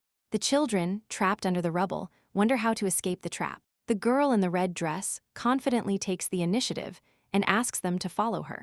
The boys watch her determination with surprise and fear. They grab her hands, not understanding what they are about to do, and worry about her actions. The girl calmly explains that as long as the magic shield is active, none of their actions will cause harm. The girl had planned an escape route from the rubble in advance and understood that she needed to leave the dangerous place before the protective shield disappeared. The boy anxiously wonders what to do if there is anyone else there, and sees no point in simply waiting for the shield to disappear. The girl cautiously observes that all her reasoning is mere speculation, and no one can be sure that the adults can reach them in time to rescue them. The purple-haired boy suggests ending the discussion and shares his idea. He will use magic to determine if there is anyone alive nearby and asks them to wait a little. The girl is surprised by his abilities, but agrees because the House of Aglar has always been famous for its mages. A purple-haired boy begins a magical ritual to check if anyone is alive nearby. He draws a complex magic circle, and his friends watch the process with excitement. Concentrated, the boy reports that there is no one else in that area. The two boys make sure no one is inside the building and are glad that people gathered only outside. The girl in the red dress takes the initiative and asks them to show her where to start clearing the debris to help. She notes that the boy has been training with the sword since childhood, so he can easily handle the physical work, and agrees enthusiastically. The girl indicates where to start clearing and admits she wants to get out of that stuffy room as soon as possible. The boy gladly accepts the job and promises to do it all himself. The girl notes with relief that they have almost reached their goal. The two boys struggle to lift the last heavy stone, surprised by its weight. The girl in the red dress kindly asks them to step aside, feeling sorry for their efforts. The boys are surprised, as even the two of them couldn't move the stone, and they doubt she can do it alone. The girl easily breaks the stone with a powerful kick, surprising everyone with her strength. The boys watch what happens in astonishment, not believing what their eyes see. The girl notes with relief that the magic barrier has disappeared, and she is glad to have arrived in time. One of the guards enthusiastically reports that they have found the missing young lady, and the children and the girl herself emerges from a dark passage. The rescued children and the girl find themselves surrounded by adults who are surprised that they managed to get out on their own, and urgently call a doctor. The older brother anxiously hugs the younger one, checking if everything is all right with him after everything that has happened. The mother tightly hugs her son with tears in her eyes, and the father smiles with relief as he sees the family reunited. The father asks his daughter if she is hurt, and she calmly replies that the barrier protected them from danger. The father is relieved to see his daughter is fine and considers this the most important thing. The girl, alone, admits that she has been holding back her feelings since her brother's birth. The father suggests returning home to avoid unnecessary noise and asks for the doctor to examine his daughter at the estate. At sunset, the girl turns around and hears someone calling her name. The boy thanks her for saving him, pointing out that only thanks to her everyone got out unharmed, and she modestly replies that she was simply doing her duty. Her friends admire her actions and happily offer to become true friends from now on. The girl listens to the friendship proposal with surprise and slight excitement, not expecting such a turn of events. She admits that she won't be a fun friend, but her interlocutor replies with a smile that he is not looking for a fun friend, but someone cool. The three children decide to become true friends and see each other every day, and Belmadi promises to think about it. The girl remembers that at that moment she was truly happy, because for the first time in her life she had friends. And all envy disappeared, giving way to joy. Now an adult, she smiles and marvels that this friendship has lasted to this day. Calling it a strange twist of fate, she points out that in the original story, her two friends were barely mentioned, but now their connection has become an important part of her life. In her memories, the girl sees one of her friends die in his brother's arms during a tragic school explosion. Another friend, Sion, struggles to maintain a magic barrier, but is severely wounded, and loses a leg. She realizes that her meeting with her changed their fate. Now both are alive and happy, not knowing the same suffering as before. The girl realizes that without knowing it, she changed the course of the original plot, giving her friends a new life. All this was possible thanks to the protective barrier left by her mother, which she felt as a manifestation of love. Upon returning home, she is forced to hand over the magic necklace to her younger brother, because the adults believe that the heir to the family needs protection more than she does, and this decision leaves her embittered. In the memories appears the image of a mother, whose care and magic protected the heroine in difficult moments. The girl sadly observes that now her mother and her entire family are no longer alive.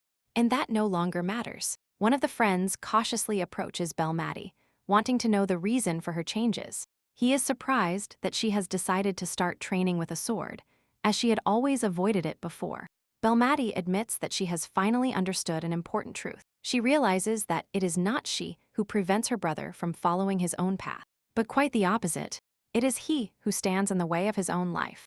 The girl, with firm determination, declares that she no longer wants to be held back and dreams of gaining influence in the estate independently of her family. Her friends enthusiastically support her aspirations, promising to help her, and she admits that she especially needs Zion's help. She explains that she has mastered the basics, but wants to fill in the knowledge gaps she didn't acquire in class. She had learned everything she could from Jeffrey over the past 6 months, but now she had nothing more to learn from him. The girl is confident that Sion, an intelligent and talented mage, will be able to teach her everything else. Sion happily agrees to help, and her friends discuss who is teaching her fencing, showing genuine interest in her development. The young man asks with interest if the heroine trains with Meldor, and if Duke Elton knows about it. The girl admits with a slight smile that her father does not know about her fencing lessons, since he showed no interest in her from the beginning, and she cannot reveal family secrets even to close friends. She explains that she simply hired a knight to be her teacher, and her interlocutor is surprised by the injustice of the Duke, who dedicates all his attention to Meldor. The boy offers to introduce her to his teacher if the current one does not satisfy her, but the girl assures him that she is happy with her mentor and now only wants to improve her technique. The interlocutor is surprised by her success, and the heroine herself calmly confirms her progress. Suddenly, she notices a boy catching her eye and thinks of him. The boy is surprised to learn that Rospel has appeared in the hallway and hurries to make sure he is not hurt. He asks the boy with concern if he is injured, as he had asked him not to come to training today. The girl and the boy greet Rospel and comment that they haven't seen each other in a long time. The boy excitedly admits that he wants Belmadi's autograph because he thinks she is really cool. The older brother guesses, with a smile, that Rospel saw their fight and admits he wanted to show his best side. But he couldn't. The second young man offers Rospel his autograph, reminding him of his magical skills. But the boy politely refuses.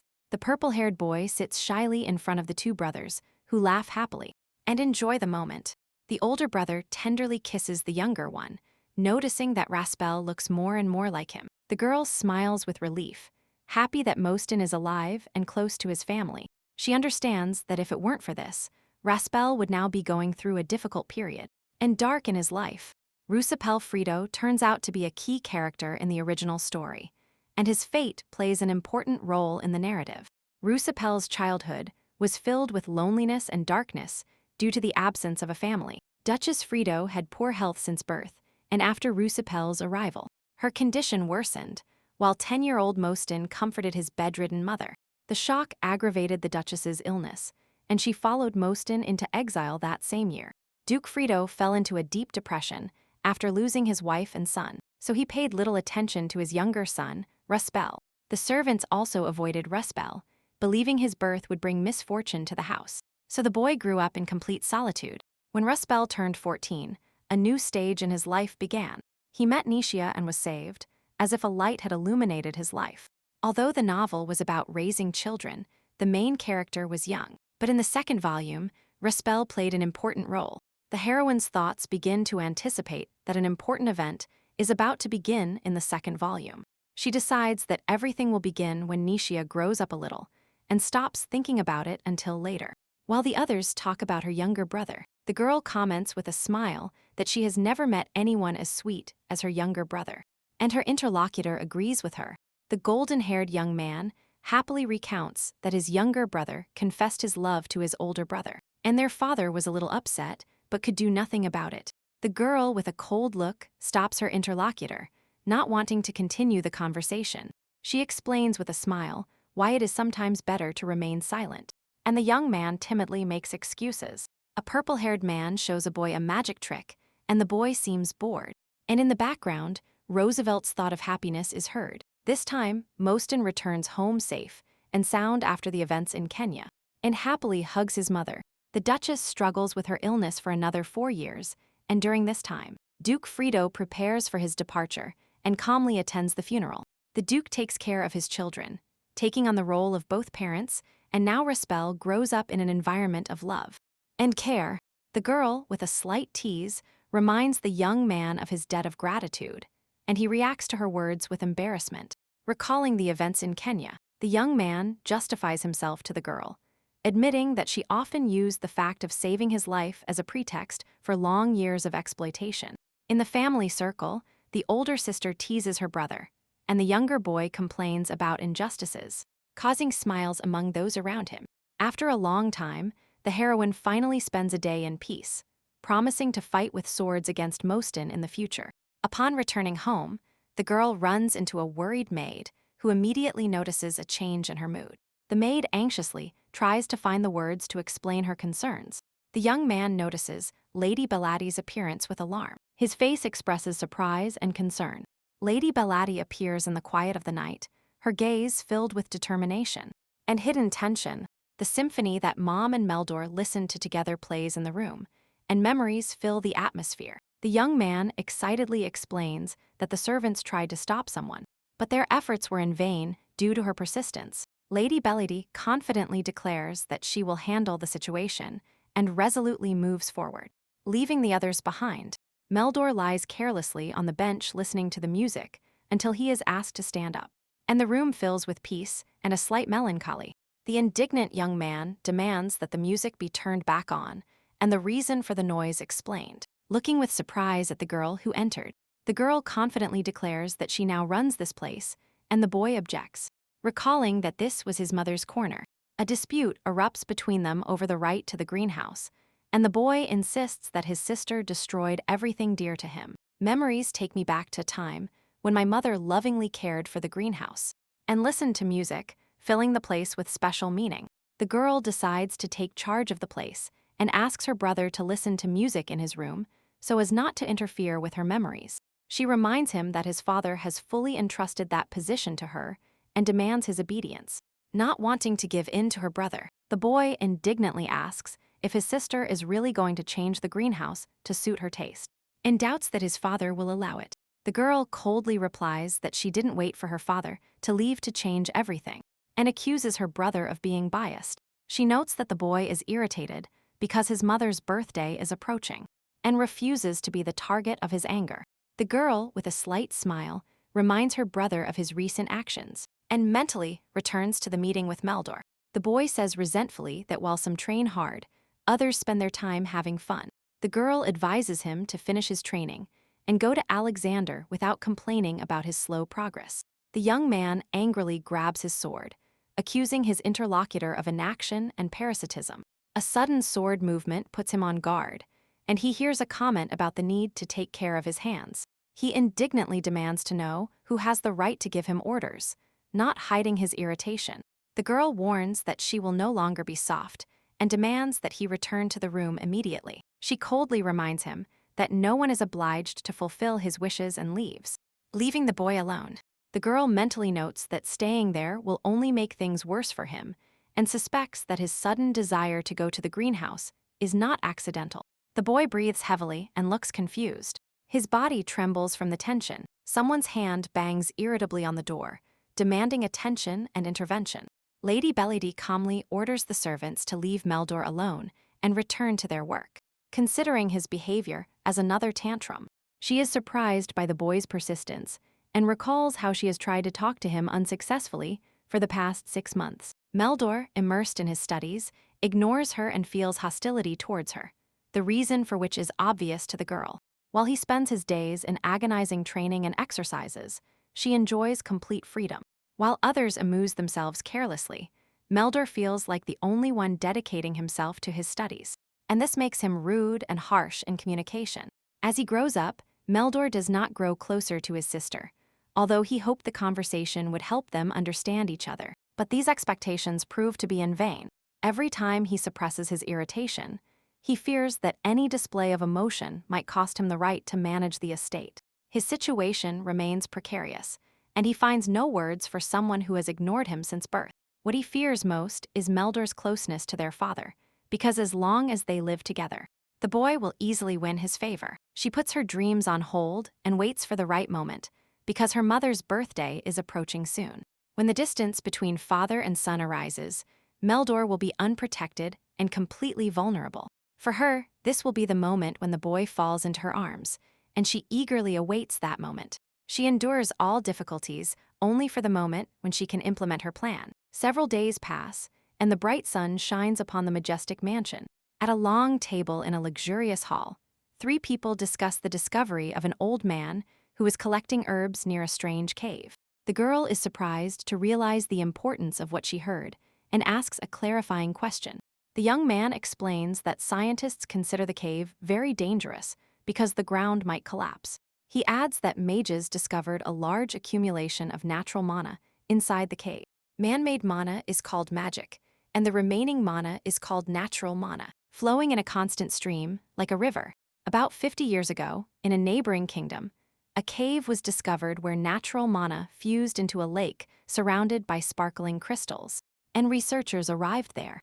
Gemstones, like diamonds, could be imbued with magic, but the probability of finding them in a single mine was extremely low. A neighboring kingdom discovered a mine of magical stones and made enormous profits, as if they had hit the jackpot.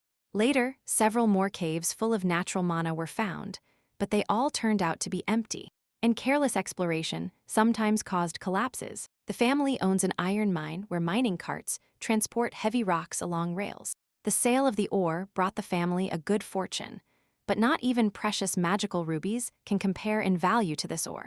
The family discussed at the table that thanks to the cave, they could obtain enormous wealth and worldwide fame, so they often gathered for family councils on this matter. The eldest son, who is the heir, insists on exploring the cave, and the father transfers all power to him. The girl understands that no matter how much she asks, her father will not send her north to explore the cave. The family's grandfather is too old, and therefore cannot be chosen for such an important task, since the extraction of precious stones is entrusted only to direct descendants. The girl realizes that her confidence is based on her knowledge of the original story, while for others it seems like a risky adventure. During family dinner, it is mentioned that the potential rewards from gem extraction are too great to abandon cave exploration due to danger. At the table, the girl confidently states that if she acts slowly and carefully, there will be no danger, but the young man disagrees. The young man insists that, as in previous cases, an accident could occur during reconnaissance. The girl is surprised by the change in her brother's behavior, as he previously blindly supported the idea of research, but now he is decidedly against it. The older brother takes responsibility for the decision and asks everyone to forget about this matter. The girl calmly cuts her meal short, thinking that she expected this outcome because it is difficult for her father to leave the capital. She decides that she will not allow the situation to end this way. A girl in a white dress walks down a dark hallway with a lantern in her hand, lighting her way in the silence of the night. She enters her mother's office, which was sealed with magic and could only be opened by its owner.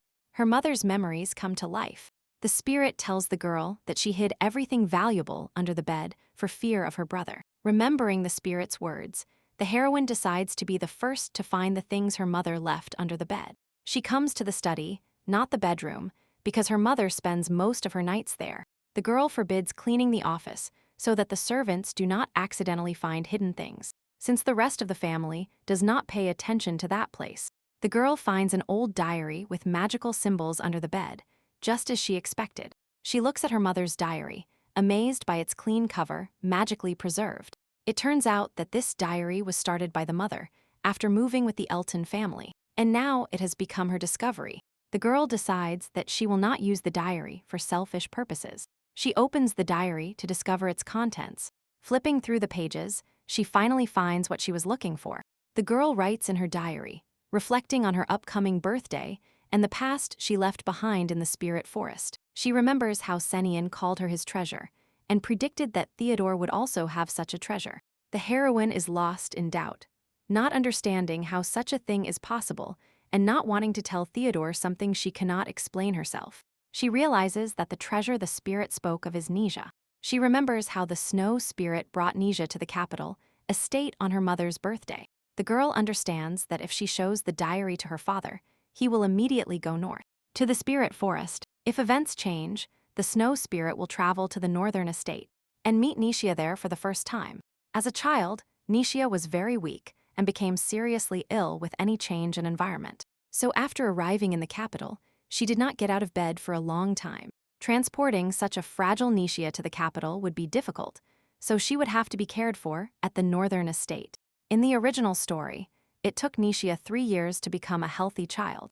During this time, the heroine plans to strengthen her authority and deal with Meldor. She decides that this matter also needs to be settled. A girl finds an old magical formula in a diary which, at first glance, seems normal, but actually allows making a contract with spirits.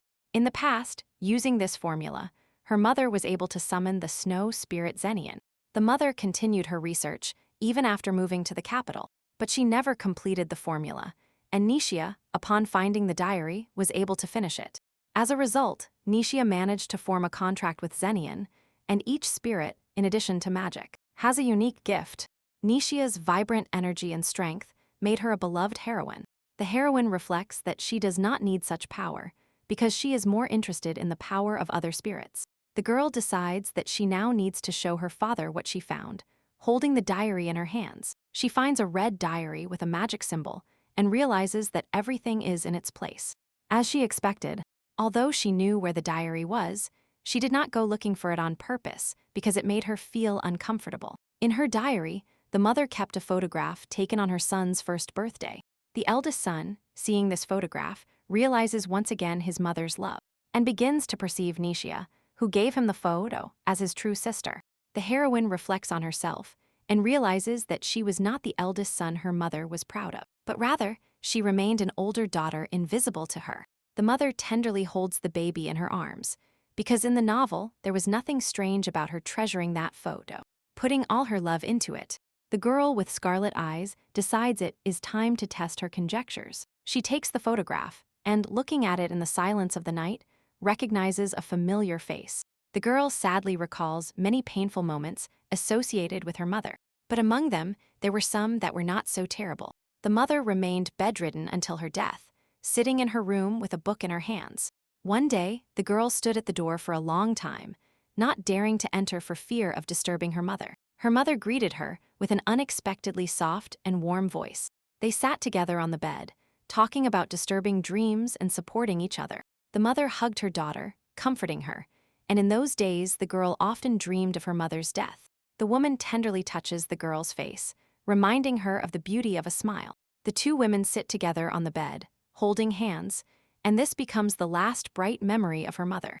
The girl, looking at the photograph, reflects on the fact that words cannot replace true affection, and admits that she cannot forget the past. She looks at the old photograph, conflicted, wondering why her mother keeps her so close. The girl realizes that she only received the leftovers of love and remembers how she once clung to any manifestation of warmth. But now this has changed. She understands that the reason for her strange feelings is the unsatiated emotions towards her mother that still live in her heart. A girl stands by the window of a luxurious room, tormented by conflicting feelings, and wanting to get rid of them. The next day, the mansion is bathed in morning light, foreshadowing new events. She wakes up tired after a restless night, thinking about business and remembering that her father should be in his office. In the hallway, the girl meets a man who has not appeared in the house for a long time, and she is surprised by his visit. Mr. Rickon greets her with a slight smile, reminding her of the past. The memories take her back to her childhood, when the gentleman was her teacher, and that is why she feels calm around him. The girl asks why Mr. Rickon has not returned home yet, and he admits with a tired smile that the Duke is too hard on his assistants. The gentleman, encouraged by the kind words, promises to regain his strength and accept help in the form of medicinal herbs and new assistants. He thanks the girl for her concern, bows, and leaves, leaving her in the hallway. The library is bustling with activity. The tables are piled high with papers, and the assistants are immersed in endless tasks, which reminds the heroine of the hard work of her past life. One of the assistants, tired and exhausted, is forced to work overtime under the watchful eyes of his superiors. The girl observes that if working conditions improved slightly, the assistants would gladly approach her side and, knocking on the door, she heads to her father. A girl with a book in her hands enters the room, preparing to share an important discovery. The man at the table asks surprisedly about the reason for the visit, and the girl says she wants to show him something important. She places a red diary on the table, explaining that it is her mother's diary, which causes the man surprise. The man, looking at the diary, recognizes his mother's handwriting and wonders why he hadn't found this among her belongings sooner. The girl admits that she found the diary in the laboratory and explains that she couldn't sleep the night before because she missed her mother. A scene comes to her memory where her father frequently visits her mother's bedroom, especially missing her as her birthday approaches. The man is surprised that something important can still be found in the laboratory and takes note of the girl's efforts. The girl advises her father to look at the diary she read a little bit yesterday. She informs him that she folded the corner of the page to make it easier to find the correct place. A man, flipping through a diary, suddenly stumbles upon a mention of a treasure. The girl realizes that her father has doubts, as expected, and remembers that at the end of the diary, her mother wrote something important about Nishia. The girl assumes that her mother left something valuable in the north and wonders if they should find it. The girl anxiously reflects on the fact that she does not know what treasure her mother left and fears that someone else might get it first. She remembers that the snow spirit knows about the treasure and wonders if she can trust it and leave things as they are. The man excitedly orders Mr. Rickon and Robert to be called immediately. The girl accepts with relief, realizing that her father is ready to leave for the north without delay. At the family council, the exploration of the northern caves is discussed, and the heroine trusts that her father will support this decision. The father realizes that he urgently needs to go north, and the discovery of the cave becomes a timely pretext for him. And convenient, the girl in the hallway gives the order to immediately summon Mr. Rickon, and Rover and the maid gladly agrees to carry out the order. She watches with satisfaction that everything is going according to plan and understands that the time to carry out her plan has almost arrived. After handing the diary to the man, he discusses his next steps with two advisors. A night escort is hastily assembled, and for the journey, they even have to rent a teleportation circle at the Magic Tower. The northern castle is filled with bustle when it becomes known that the head of the family will arrive there in person. The man reminds the young man of his status as the sole heir and eldest son, urging him to remember his sense of responsibility and the seriousness of his situation. The boy happily promises to keep his father's instructions in his heart. His eyes shine with sincerity. The father, dressed in a luxurious cloak, gives final instructions to his children, and they respectfully agree.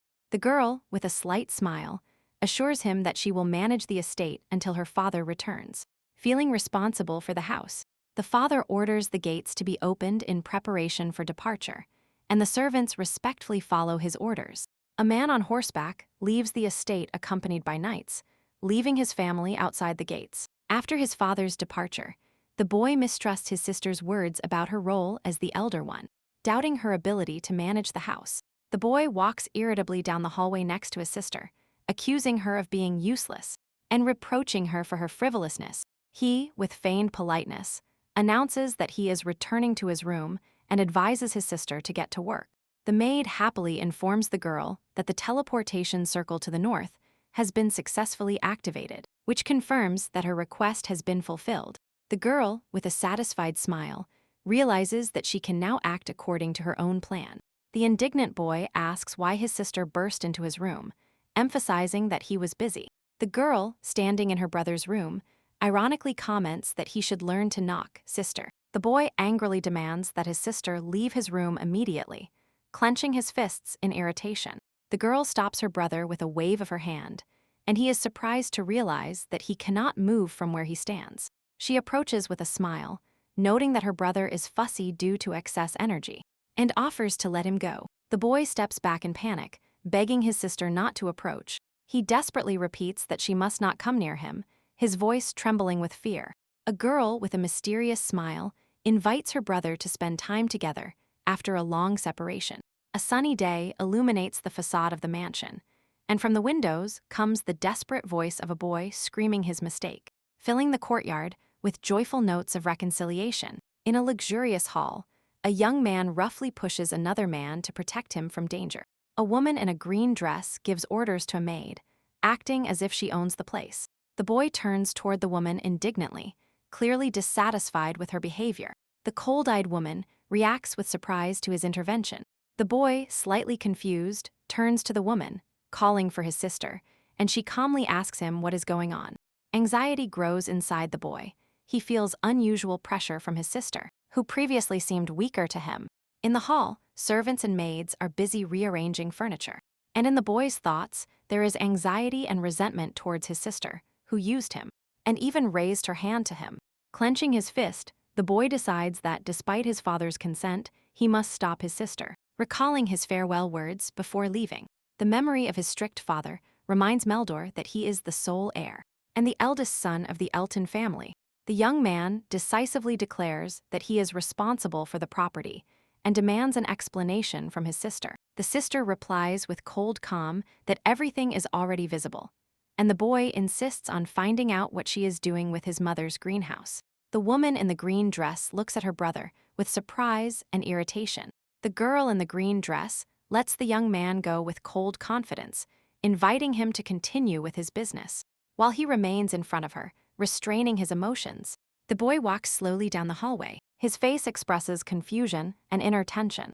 Overwhelmed by humiliation, he quickens his pace, mentally outraged by the way he is treated, and recalling that recently his sister did not dare to contradict him. He runs down a long corridor, remembering that the changes began after his father left for the north, and he still clearly remembers that terrible day. A woman with an enigmatic smile and a dominant gaze demands that Meldor call her by her new title, emphasizing the change in their relationship. The young man, kneeling, calls his sister with difficulty, and she, enjoying his submission, pretends not to have heard him. The boy shouts his sister's name in desperation, barely holding back tears, and resentment, mentally accusing her of cruelty. The sister raises her hand threateningly, and the boy withdraws in fear, not understanding what will happen next. He begs his sister to stop, and she watches his fear with a cold smile. The boy, wiping away his tears, admits that he no longer loves his sister and even begins to hate her. The sister, feigning concern, warns him that she will turn the gramophone back on if he doesn't obey, and the boy, sobbing, agrees.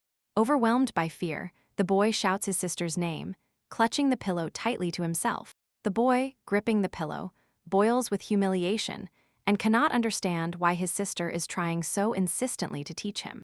He admits that he was rude to Belati, but considers it quite natural. Memories transport him to the past, where his sister enjoyed freedom and socialized with aristocrats while he remained on the sidelines. He recalls how his mother always supported him, assuring him that his dissatisfaction was normal.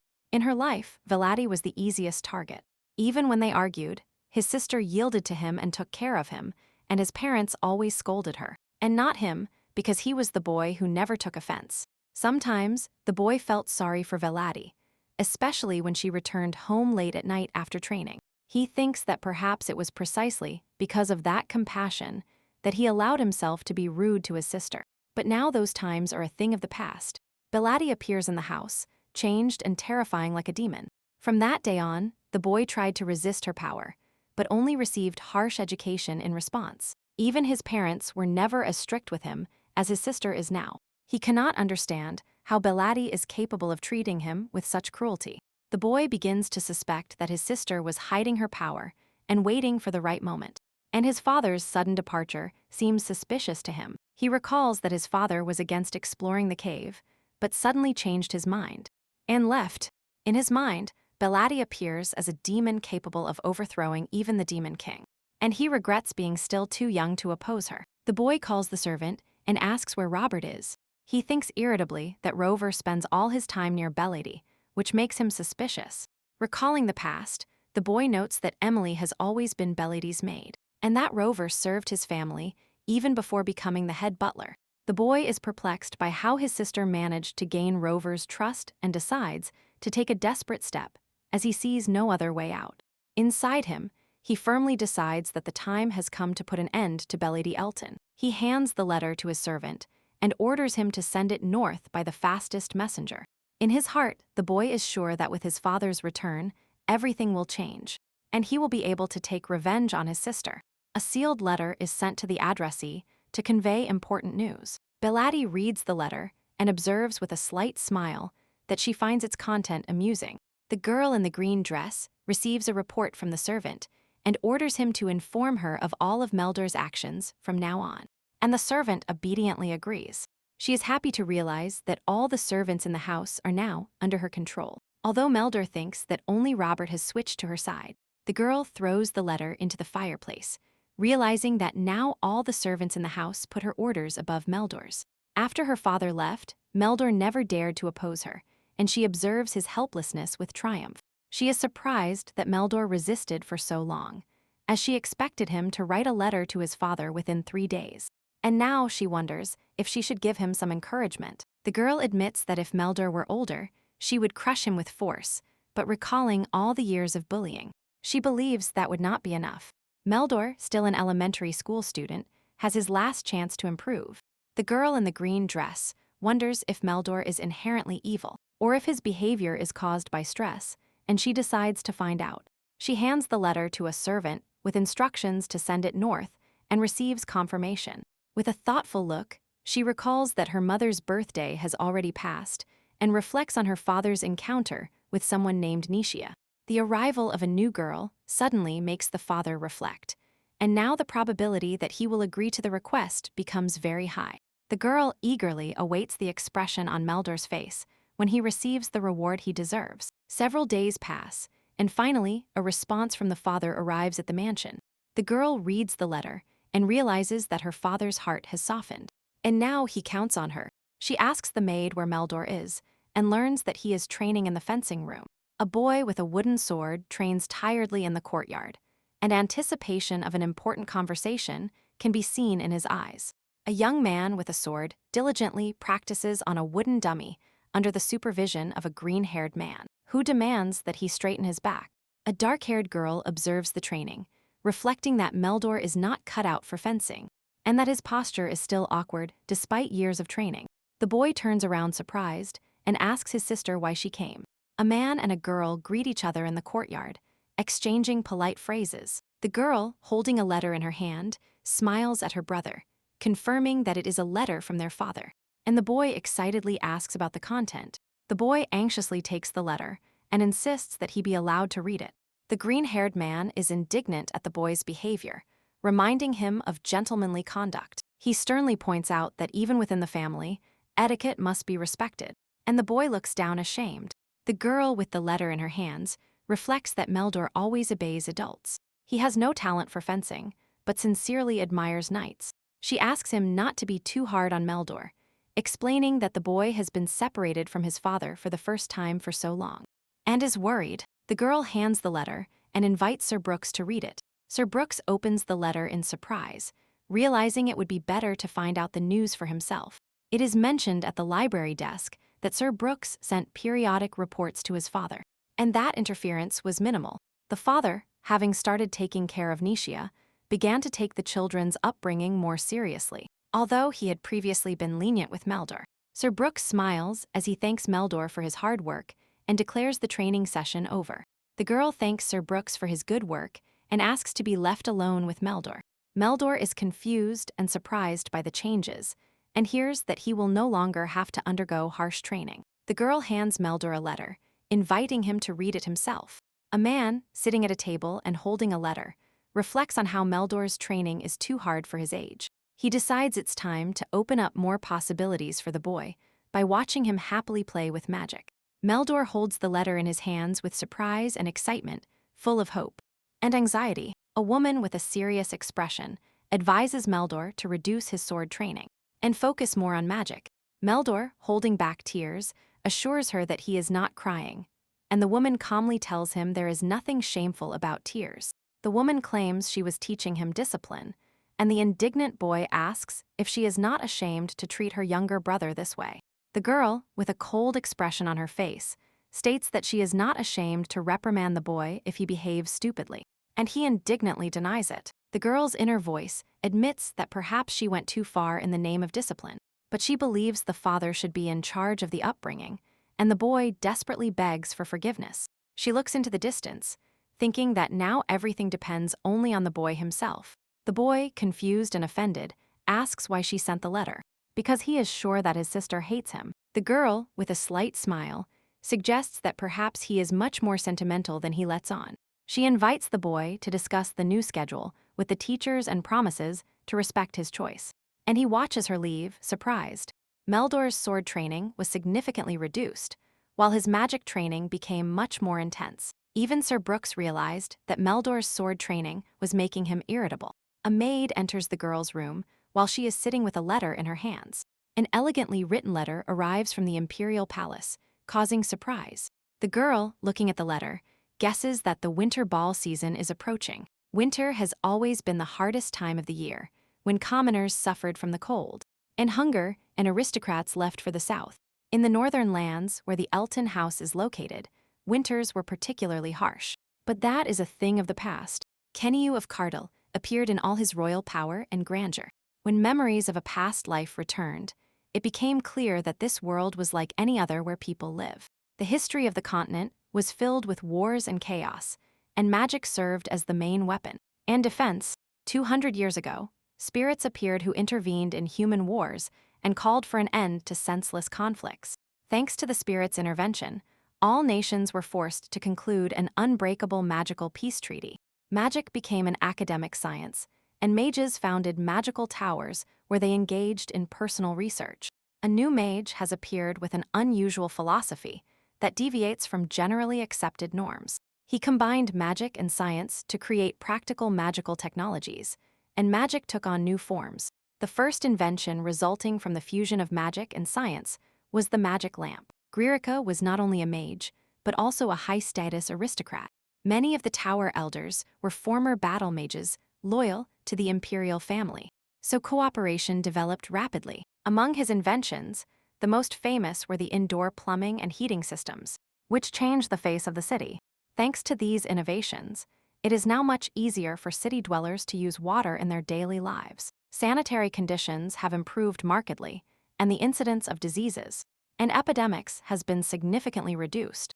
The princess's popularity among the common people soared, and she was enthusiastically greeted in the streets. She could have claimed the imperial throne if she hadn't had 3 older brothers. The princess allowed only her political allies to use her inventions, and even among aristocrats, the lives of those who stood with her improved. The princess, with a sly smile, realizes that laws prohibit monopoly only for the emperor, but not for her. There had never been a princess in history who developed technology and ran a business on her own, so she took advantage of a legal loophole. In winter, when everyone stayed home waiting for spring, her letter became a harbinger of change. She installed powerful heating systems in the palace ballroom, inviting only allies, and throwing lavish parties every day. The aristocrats attending these balls boasted about them incessantly, and some even earned money by selling items from the ball. The princess's allies enjoyed the luxury and benefits of attending the balls, while the excluded aristocrats could not accept the fact that they were left out. Over time, even the princess's opponents began to join her faction, one after another. And in the south, only the Aglars continued to support the crown prince. She finally became the first woman to ascend the throne, surrounded by support and admiration. House Elton was the first to support Princess Gririka in spreading heating systems in the north, so the winter ball became a special event for their house. Normally, Dad attended this ball, but now he was busy taking care of Nesha. The black-haired girl reflects on how she hasn't appeared in society for a long time, first due to her mother's illness and funeral, and then due to training. She remembers that she used to play a central role in social life, as the only noble daughter in the empire. Time passed slowly, and a few days later a luxurious carriage arrived at the house. Under a blue umbrella, amidst the falling snow, a purple-haired young man greets a girl in luxurious attire. The confused servant wonders why he isn't holding the umbrella, as it is his responsibility. And the young man explains that he simply felt he had to. Some people, when reflecting, point out that Sion has an attractive appearance, intelligence, and a wonderful character, and this opinion is not related to friendship, but to sincere admiration. Another young man joins the group and cheerfully notes how much snow has fallen, and also emphasizes that everyone is dressed according to the dress code. The blonde says with a smile that the clothes they chose suit them very well, and she is happy they dress like this. The 3 friends walk together down a snowy alley, enjoying the unity and the dress code they have chosen, because for Mostin, the sense of belonging has always been particularly important. The friends walk together down a snowy alley, feeling the unity of their company, and rejoicing in their mutual trust. One of them realizes it is too cold outside and encourages the others to go inside quickly. Upon entering the luxurious hall, the trio removes their outerwear and prepares for the reception. The conversation revolves around Brother Belati, and it becomes clear that he is completely immersed in the study of magic. Belati smiles and assures them that her presence is important enough for her brother's absence not to matter. Inside the hall, Belati meets her friends, and their cheerful reunion fills the atmosphere with warmth and light. The friends sympathize with Belati's situation and are happy to see her in person, offering to sit down and chat. Belati bids farewell to the boys, to join the girls, and promises to see them later. Exquisite food appears on the table, and one of the girls asks how Belati has been. Belati, holding a glass, receives a compliment on her dress and a question about coordinating outfits with the gentlemen. The girls sit on the sofas, converse animatedly, and Belati highlights her popularity among her peers. At this moment, the young aristocrats admire Belati's friendly company. Mostin and Sion, each of whom has their own admirers. Adult aristocrats enjoy communicating with Mostin because his bright smile and friendly demeanor make him likable. Belati and her friend notice that Zion is also receiving attention. Belati's friend is surprised that her conjectures about Zion turned out to be correct. Zion finds himself the center of attention from girls who admire his incredible popularity. It is believed that the reason for such popularity is his striking resemblance to the Duchess, the most beautiful woman in the empire. Belati reflects that Sion's gentle nature makes him loved by everyone, and she feels a special connection with those who try to get close to him. The girls enthusiastically give gifts to Sion, admitting that they spent the whole night embroidering a scarf. Thinking of him, one of the fans gives Zion a perfume created especially for him and asks him to only wear that one. A battle breaks out among the fans for the chance to be closer to Zion, each trying to stand out. Belati reflects that if she were him, she would simply ignore everyone, because Zion has a very difficult life. And she recalls how one day her fans approached her. The girls ask Lady Elton how close she is to Zion, and if there is already talk of an engagement. Belati understands that they were trying to lure her into a trap with such questions. After a look from the heroine, the girls in luxurious dresses hastily retreat, unable to withstand her confidence. Belati reflects that if she and Sion had similar gentle personalities, they wouldn't get along so well, as their aura is completely different. One of the girls enthusiastically invites Belati to social events and tells her about the recently renovated tea room on her property. Belati confirms with a slight smile that she was indeed planning to return to social life. Her friends are delighted with her promise and invite Belati to come see them next time. Belati happily accepts, and the atmosphere in the room is one of friendliness and lively conversation. Belati notices someone looking at her and becomes cautious, sensing something familiar. The girl in the blue dress recognizes Belati after a long separation and wonders why their encounters always end in a fight. Belati coldly reflects that this person does not deserve her attention unless she is someone's lapdog. The memory comes to mind that this girl is the princess's cousin, who married the crown prince several years ago. Although she did not play a major role in the original story, Belati now closely monitors her actions. It turns out that her hobby is manipulating aristocrats, subordinating them to her will. Even after joining the imperial family, the girl continues to maintain her influence through her cousin. In the past, the heroine tried to compensate for loneliness in the family by seeking approval from others. The aristocrats, tired of the princess's control, looked for a new leader, and the heroine immediately accepted them, expanding her influence. High society was divided into two factions, one led by the heroine, and the other by the princess, and the princess's attempts to win over the older ladies were unsuccessful. The older generation watched the rivalry of the young with interest, without interfering in their struggle. While drinking a glass of wine, the heroine asks with a smile how the princess has been lately, causing slight tension in her interlocutors. One of the girls observes that while one side of society is absent, the other is gaining strength. But with Belati's return, the balance will soon be restored. Friends say the princess recently invited them to a tea party and assure that Belati will soon receive an invitation too. With a smile and a glass of wine, Belati admits that she looks forward to this moment. Despite the official status of the event, everyone understands that the princess will never invite Belati. Belati learns that, In her absence, the princess tried to attract her closest friends to her side. Showing concern, Belady supports those who manage to escape the princess's influence. By showing attention and support, the heroine strengthens her image and gains loyal allies among the aristocracy. Thanks to the good relationship between the imperial family and the Elton duchy, their confrontation remains merely a personal conflict. The princess smiles and invites Belady to join her circle. She promises to make Belady her main lady-in-waiting and offers her a special position at court. Belady ironically notes that the offer to become a servant of the daughter of a ducal house that has no imperial blood sounds amusing. Realizing that their statuses are equal, the princess realizes that it is impossible to punish Belady, and she has no intention of bowing her head to anyone except her family members. The heroine, with a glass of wine, recalls how the face of her interlocutor changed after her response. News of the return of Prince Killian, who studied in the Magala Empire, spreads throughout the hall. The girls at the table are surprised, discussing whether the prince has really returned, and confirming it with rumors from influential relatives. One of the girls wonders why high society is reacting so calmly to the prince's return, and the others agree that it is strange. The heroine recalls the name Killian Ellerman of Carroll and his departure to study at an early age. Despite the lack of common interests, the heroine is worried because Killian has deviated from the original course of history. In the original story, Prince Killian remained on the sidelines, not interfering with the events taking place around him. The hero ponders the reasons why Prince Killian went to study abroad. Flipping through the pages of the book and recalling the past, a girl in a luxurious dress carefully analyzes why the hero's actions differ from the original story.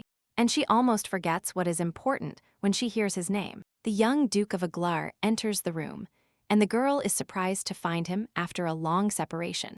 The young Duke, with a kind smile, asks for a moment of attention. 2 glasses of wine clink in a toast to the return of high society's cream after a long absence. The girl comments with a smile that Casper has always liked her old-fashioned way of speaking. Perhaps that is why older women adore him. Against the backdrop of a blooming garden, a purple-haired young man appears, who is Zion's older brother and the future Duke of Aglar.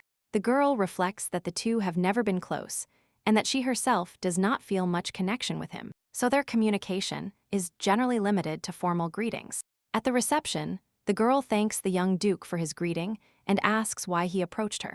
She assumes we're talking about a member of the imperial family, because Casper is the crown prince's loyal right-hand man.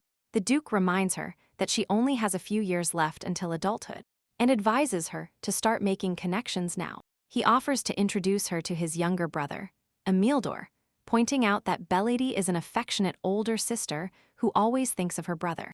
Casper perfectly understands the hidden meaning of his interlocutor's words, but he maintains an unconcerned expression because he has always distinguished himself by his skill and quick reaction in politics. For a long time, Casper had been trying to win the Elton duchy over to the crown prince's side, so his interest had always been directed towards Meldor, not her.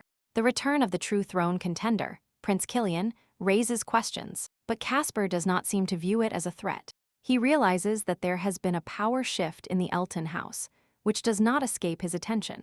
Now that there had been a role change in the family, aristocrats began to treat her differently. Since she and Meldor had recently switched places, the girl suspects there are spies in her house, and the incident with William left her with an unpleasant impression. The doors open, and the Emperor and Empress, rulers of the Empire, are announced in the hall with a solemn cry. Then come the Crown Prince, the Crown Princess, and the Princess, attracting the attention of everyone present with their appearance. The imperial family greets the guests from the balcony, expressing their joy at their presence at the winter ball, and hoping that everyone enjoys the celebration. A purple-haired young man invites the girl to meet the Crown Prince, but she internally resists, as she does not want to suddenly get involved in political intrigue. The girl reflects on the fact that the Crown Prince's policies are successful, but for some reason she cannot trust him. The young man reminds her, with a smile, that the encounter with the Crown Prince is inevitable, but promises to be there to support her. A servant addresses a lavishly dressed girl and formally calls her Lady Belmady Elton. The purple-haired young man reacts to what is happening with slight awkwardness, trying to hide his embarrassment. He admits that today is clearly not his day, and promises to introduce Belmady another time. asking her to wait a little while. Belmadi, with a mysterious smile, wonders if the young duke truly believes she is suitable for the proposed role. The servant invites the girl inside, and she, without hesitation, leaves, leaving her companion slightly confused. Belmadi greets the imperial family with dignity, introducing herself as the daughter of House Elton. The imperial family meets Belmadi, and the emperor, remembering the past, addresses her informally. As the daughter of an old friend, the little princess greets Lady Elton joyfully, radiating a sincere smile. Belmadi politely responds to the princess, apologizing for being in the emperor's arms, and explaining her haste due to the preparations for the ball. The emperor allows his daughter to leave to rest, but she curiously asks to stay and listen to the conversation with the guest. The empress gently explains to her daughter that the emperor needs to discuss important matters with Belmadi, and invites her to the room as it is late. The princess agrees and, taking her mother's hand, leaves the throne room. The emperor proudly points out that his daughter is an amazing child with an intelligence and maturity that surpass her age. He says that having such a perceptive princess is a blessing for the entire nation, and regrets that she and Belmadi are not the same age, because then they could have become good friends. Belmadi nods with a slight smile, thinking that it is not necessary to be the same age to be friends. Several years pass, and Princess Hera finds a best friend in Nishia, as destined in the original story. Belmadi understands that building a relationship with the princess is much more profitable, because she has an excellent character and skills. The emperor has not yet revealed his true intentions, and Belmadi remembers that in the original everything developed similarly. Two girls stroll through the garden, commenting on the tense relationship between the siblings and the emperor caused by recent events. One of them admits that although she received a promise of support, she is still unsure of the sincerity of those words. Her friend is surprised because the emperor always highly valued her skills, and believes that for such a girl, it would be a waste of time to simply marry. The redhead thanks her friend for her support, and says that the emperor has also expressed his regret recently, believing that he should have created a stronger foundation for his support. Meanwhile, another heroine recalls the last episode she read, reflecting on how the emperor has long been looking for a faction capable of supporting the princess. At the reception, the duke assures the emperor that the north has always been a reliable support for the empire, since the previous empress was a princess, and emphasizes his family's loyalty to the dynasty. Memories lead the heroine to a time when loyalty was given only to one member of the imperial family. The emperor recalls with a smile how the late empress valued the strength of the north, which did not succumb even to the harshest winds. The heroine thoughtfully repeats the words about the stability of the north to herself, understanding their hidden meaning. She understands that the real reason the north remains important even after the war is its rich iron or deposits that generate income. The leader of the northerners reflects that Princess Hera is too young to know about such things, but the emperor cannot ignore material circumstances and therefore pressures her to bring her closer to the princess. The heroine wonders why the emperor asks her to support the princess, as the Elton family did in the past, since such matters are normally discussed with the head of the family. The heroine carefully expresses her concern that the princess's attachment to the north might cause misunderstandings, and the emperor listens attentively to her words. She internally assesses the situation and decides for herself the best way to proceed. Two young aristocrats notice that Belmadi is suddenly looking at them and are surprised by her attention. Belmadi quickly regains composure, hiding her true emotions behind a serene expression. With a slight smile, she suggests that the emperor pay attention to the other heirs of the great houses, to avoid excessive emphasis on her person. Sion Aglar, second son of House Aglar, introduces himself, ready for new friendships and the development of relations between the houses. The emperor agrees with interest to talk to the young lords, and Belmadi assures that both young men have excellent characters. The girl observes with a smile that the emperor will surely like these young men, and this will help him easily tell the princess about their merits. The emperor laughs sincerely, amused by what is happening. The young lords enthusiastically promise to brighten His Majesty's evening, confirming Belmadi's words about their activity and occupation. Belmadi asks permission to speak with the emperor alone, and he comments that he knows about her friendship. The emperor nods with a smile, eagerly anticipating how the young guests will entertain him. The evening ball at the palace is shrouded in a mysterious atmosphere, and someone observes with interest that this event promises to be much more exciting than expected. In a luxurious living room, several aristocrats hold a lively conversation with a man in a blue cloak sitting in the center. A young blonde man approaches the man in blue with a smile, offering to perform a song for him, and receives approval. The girl in the burgundy dress ironically thinks that this boy would quickly make a career in the modern world, thanks to his ability to flatter. The meeting with the emperor ends late at night, when the rest of the aristocrats have long since gone home. A girl in a fur cloak steps out onto a snowy terrace and reacts cautiously to an unexpected sound. She notices a man approaching and wonders who could have appeared at such a late hour. The girl realizes with surprise that she has not seen this young man at the ball, and looks at him closely through the snowflakes. Before her stands Prince Killian, recently returned from abroad, surrounded by radiance and blue flowers. On the snowy terrace, the girl introduces herself to the prince, bowing her head respectfully. She says with a smile that she just found out about his return to the empire, noting that red hair is a distinctive feature of the imperial family. The prince, with a slight smile, notes her perceptiveness and says that he would undoubtedly have attended the ball if he had known of her presence. The girl replies calmly, not attaching too much importance to the encounter, but a slight caution is visible in her gaze. A fiery-haired young man, full of interest, dreams of getting to know the heroine better. His soft and thoughtful gaze. The dark-haired girl with ruby eyes smiles, feeling that this day is truly special. Images of Caspar, the emperor, and Killian flash through her mind, as if all the important figures in her life have gathered. She recalls how she immediately understood the true intentions of her recent act, adjusting her luxurious red fox fur scarf. The young man comments that this scarf perfectly matches her eyes and hair color, and her smile shines in the night. The image of a cunning red fox comes to mind, smarter than other animals, and which sometimes deliberately attracts people's attention. After a long period of observation, the cunning red fox emerges from the shadows of the forest to meet the girl. Confident that he can deceive her, a half-magical creature, the fox pretends to be a common beast and acts cute, although its real goal is human blood. As soon as a person lets their guard down, the fox suddenly attacks, sinking its sharp teeth into the hand and causing serious injury. On a snowy terrace, a girl and a boy comment on the story they have heard, and a sense of unease floats in the air. The heroine's thoughts are bright with the confidence that she is capable of dealing with her rival as easily as she once dealt with the fox to get this scarf. The young man freezes in his thoughts, unable to find words after what he heard.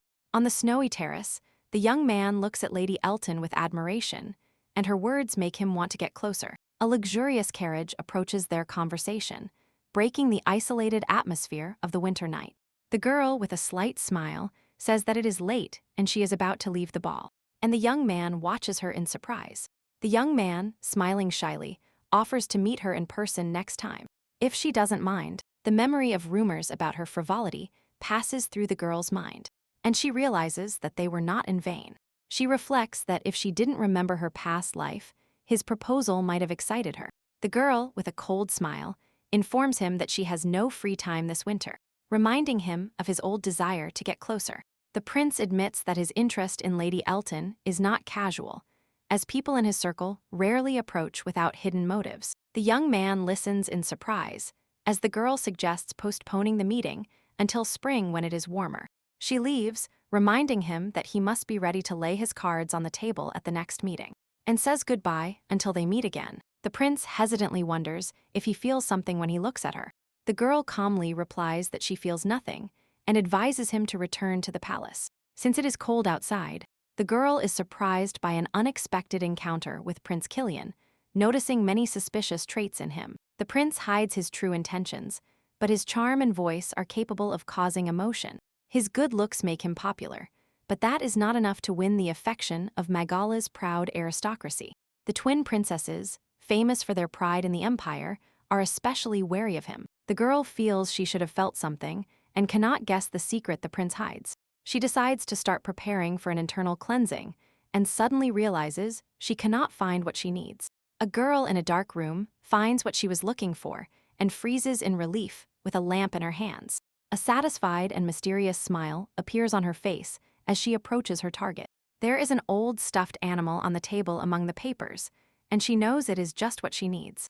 A sharp knife appears in her hand, ready for decisive action. She cuts the toy, and the stuffing spills out of the ripped belly, revealing the object hidden inside. Among the cotton, the girl finds a ring and remembers that her grandfather really left behind many interesting things.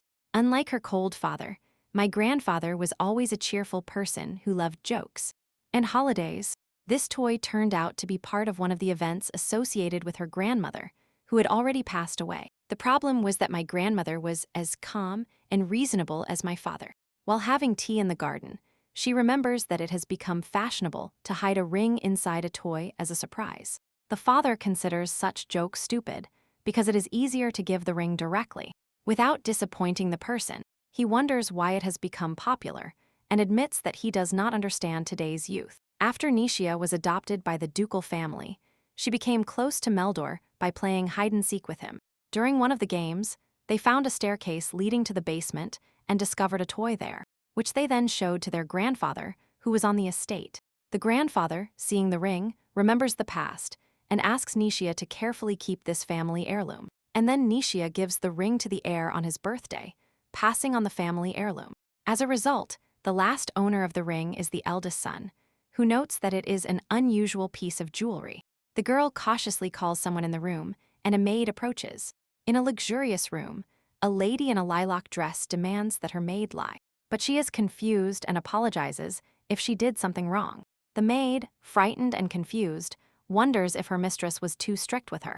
A lady, with a penetrating gaze, asks a maid about her crush on one of the servants, which makes her feel confused and panic. The maid vehemently denies her feelings, and the lady realizes that, due to her youth, the maid does not know how to lie. The lady asks if the maid noticed anything suspicious among the servants, and she asks again in surprise. The maid thinks, trying to recall something important. The maid reports with some excitement that she did not see anyone suspicious. The lady smiles and allows the maid to leave, and she meekly agrees. The lady reflects on the ring, remembering that her grandfather was an extravagant man and would not have given her an ordinary piece of jewelry. The memory shows an image of a woman with long silver hair, holding a ring with a magical spiritual treasure in her hand. The lady admits she wanted to use the ring to find the spy and recalls how her mother got sick last summer. Despite all precautions, someone still dared to betray House Elton. The lady, looking confidently at the ring in her hand, decides that with its help, it will be easier for her to find the spy. She realizes the time has come to attract observers and calls for the maid. The lady asks Emily if she has ever revealed any information about House Elton and receives assurances of loyalty. With a mischievous smile, the lady orders several gossiping people to gather in the evening and bring them to the living room, specifying that any employee on the estate will do. The maid is surprised by such an order, but is instructed to carry everything out discreetly. Emily confirms with slight excitement that she understands everything. The lady in the blue dress with a cold smile assesses the people gathered in front of her, wondering if these are the ones she was waiting for. In the spacious living room, the most talkative servants of the estate line up in front of the lady, and she, satisfied, dismisses the maid. The lady asks those present with a serious expression if any of them have told third parties about House Elton's affairs. The servants, frightened and agitated, justify themselves by assuring that they never disclose the secrets of the estate. The lady, tired of their violent reaction, comments to herself that, for spies, these people get carried away by emotions too easily. She gestures for them to come closer, preparing to continue her interrogation. The lady, with a mischievous smile, reflects on the fact that there is a traitor on the estate, and she is gathering evidence. One of the servants reacts to her words with confusion and anxiety, not knowing what to expect next. The servants eagerly accept the assignment, rejoicing that they have finally received an important task. The lady orders that rumors begin to spread starting tomorrow and dismisses the servants. Pleased with their willingness, she comments to herself that these people would not be good spies, but they are perfect as bait. Despite the exaggerations, the servants are happy to spread rumors because, for them, it is one of the few entertainments. The magnanimous head of House Elton tolerated gossip, realizing that it was impossible to track every conversation. Even if a single drop of information or rumor leaked, it would not go unnoticed. The head of the house was obliged to find the offender regardless of whether the oversight was accidental or not, so even the most talkative servants were cautious outside the estate. One of the servants reacts to the spreading rumors with suspicion and alarm, not believing them to be true. He is confused and tries to understand what he has heard, not realizing how this could have happened. The servants start talking about a traitor in their ranks, and rumors quickly spread throughout the estate. One of the servants observes with alarm that the situation is much worse, because someone deliberately leaked the information. The thought that there really is a spy among them resonates with horror in another servant's mind. A frightened young man tries to convince the others not to talk about spies, so as not to awaken fear. The maids comment that even an accidental mistake is punishable, but if someone deliberately spreads rumors, it is a real horror. The servant, internally shocked, cannot believe they could have been discovered so quickly. Because he was careful, he recalls telling about the defeat of Meldor's heir, and now understands that this was the reason for suspicion. Willa of Elton, who has been in the shadows for a long time, begins to show her true power, and the observer has an unsettling premonition. Between brother and sister, it is not a simple fight that erupts, but a conflict that changes the order of succession. Willa of Elton turns out to be a dangerous person, which becomes evident to those around her. Some hope that the other party will wisely use the received information. One recalls the tragedy of Lady Dohemia, who could have avoided a senseless death if she had not been connected to the ducal family. The desire to avenge Lady Dohemia becomes so strong that the man is willing to do anything to achieve it. The maids comment that no one knows who the spy is, but they assume he is following orders from a member of the imperial family. The servant in the shadows is surprised that even the knights and maids have recognized who is behind him. Despite his caution, the girls at the lingerie counter are sharing rumors, and one of them admits she heard everything from Lady Velady, who is going to obtain irrefutable evidence of espionage. The spy is sure that there is no evidence to find, as he hid everything long ago with the help of magic. But he is worried about how Velady Elton found out about his connections with the imperial family. He remembers the winter ball and wonders if she revealed something then. Despite the rumors of the emperor's favor towards Belati, the spy is calm because he serves the crown prince. Belati, Duke Theodore's daughter, is not as simple as she seems and should not be underestimated. The crown prince does not fully trust the information received, considering Belati a common daughter. And ordinary aristocrats, the spy decides to keep a low profile for a while, happy that his identity has not yet been revealed. He leaves the estate in a hurry, trying not to attract attention. One of the maids suspiciously observes what is happening, missing no detail.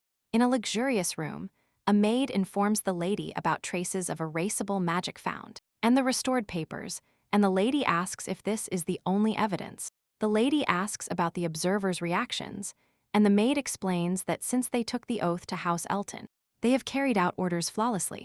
The lady praises the maid for her excellent work and lets her go, promising to take care of the rest herself. The lady reflects on how quickly the maid managed to obtain evidence, and suggests that the spy was confident that the evidence would be completely destroyed. She concludes that if everything were so simple, then the saying that House Elton always found traitors would never have existed.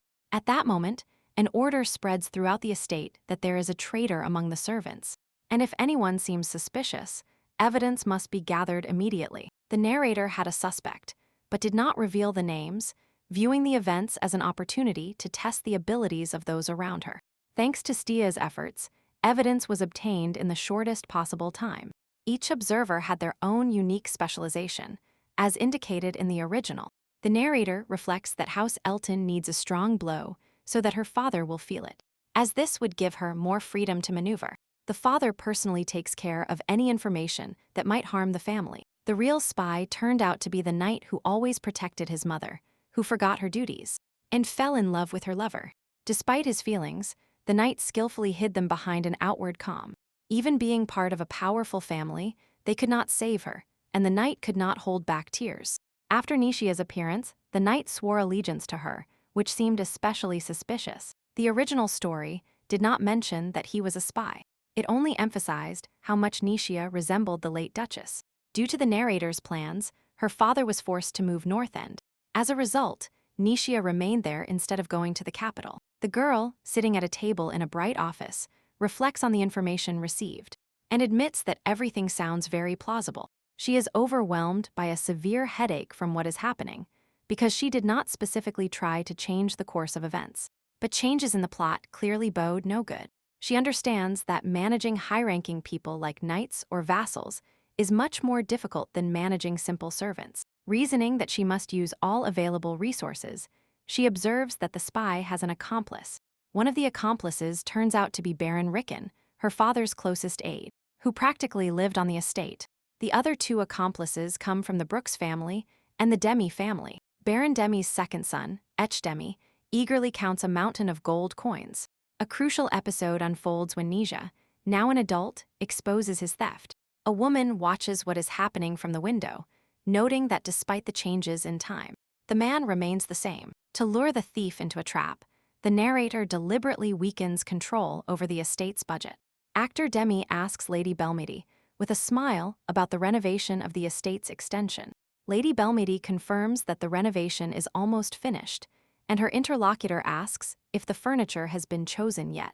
The man proudly says that he used to do business in the capital and has useful connections in the furniture business. The woman comments with a smile that this is the kind of approach that can really arouse interest, and says he arrived just in time. She offers to act as an intermediary in a deal with a furniture company, which surprises her interlocutor.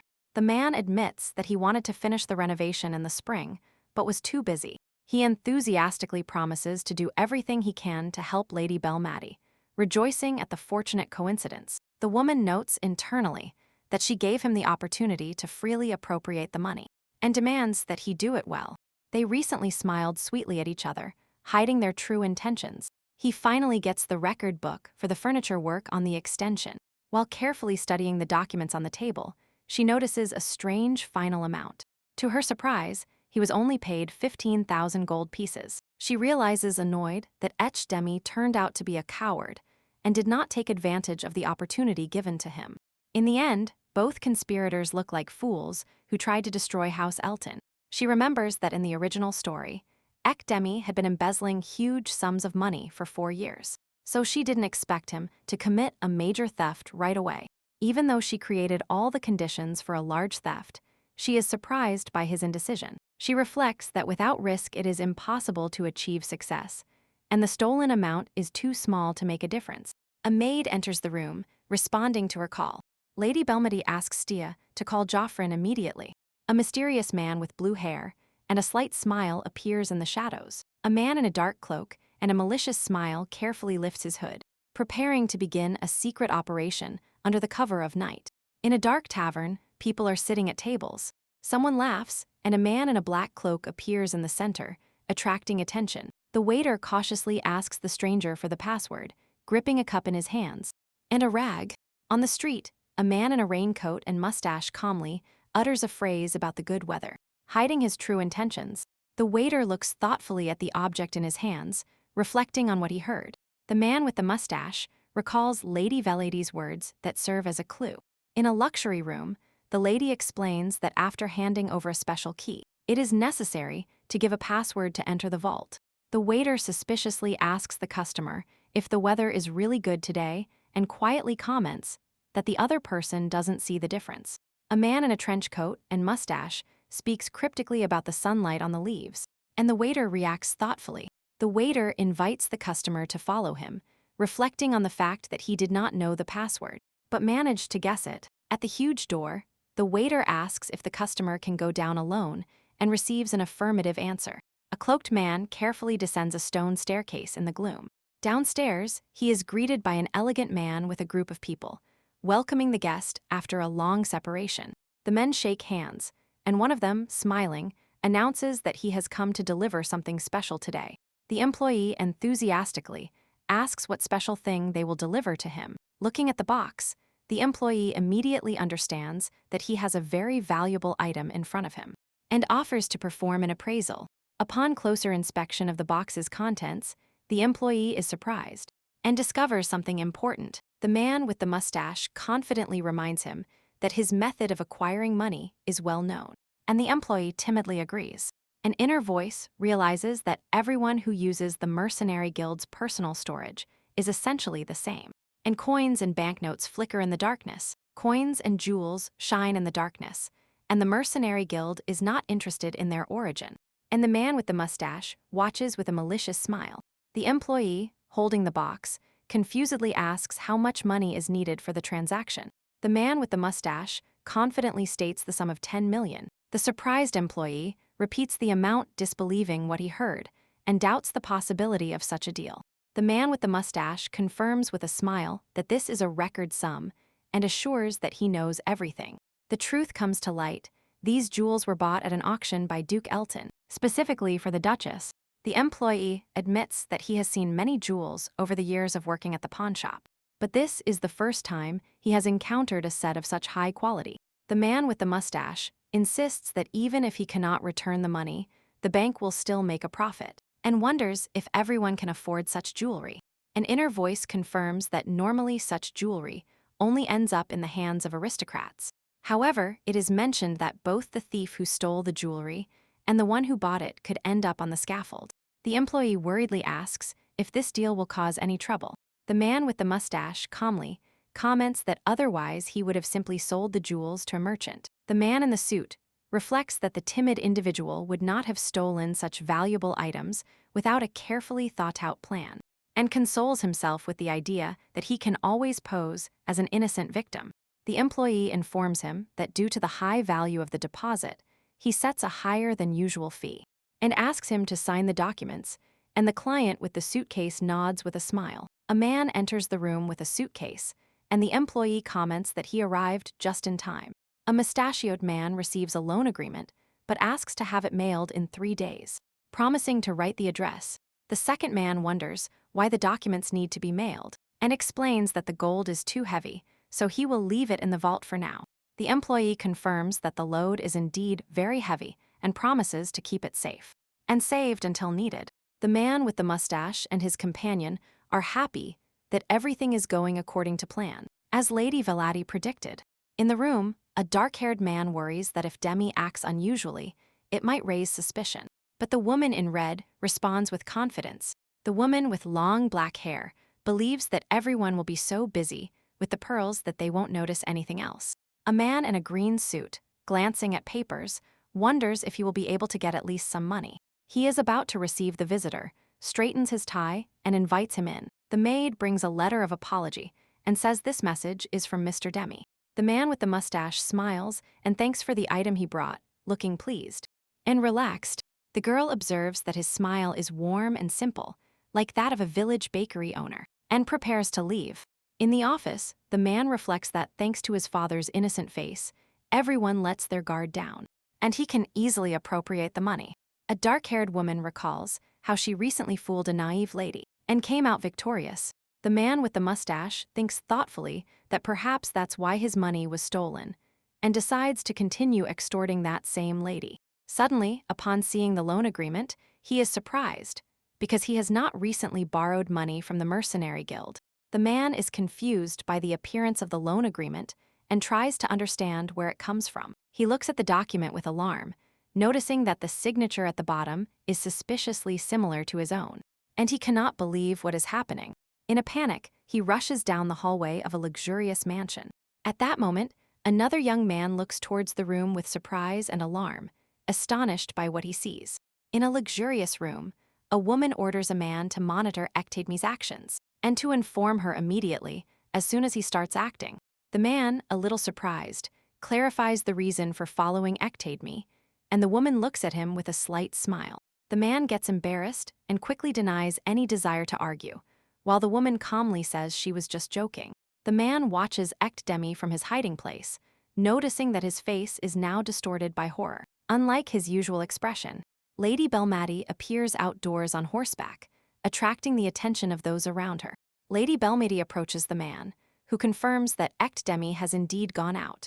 With a face contorted by fear, just as she predicted, Lady Belmadi comments with a slight smile that Ektadmi was surprised by the unexpected loan agreement and the amount. She orders her companion to bring Ektadmi with the help of some soldiers, and he respectfully agrees. Lady Belmadi kindly speaks to her horse, promising to return soon, and asking it not to go beyond the fence. She walks forward confidently, and Rover follows her, ready to carry out further instructions. Rover, a little embarrassed, asks Lady Belmadi why she is monitoring Mr. Demi so closely.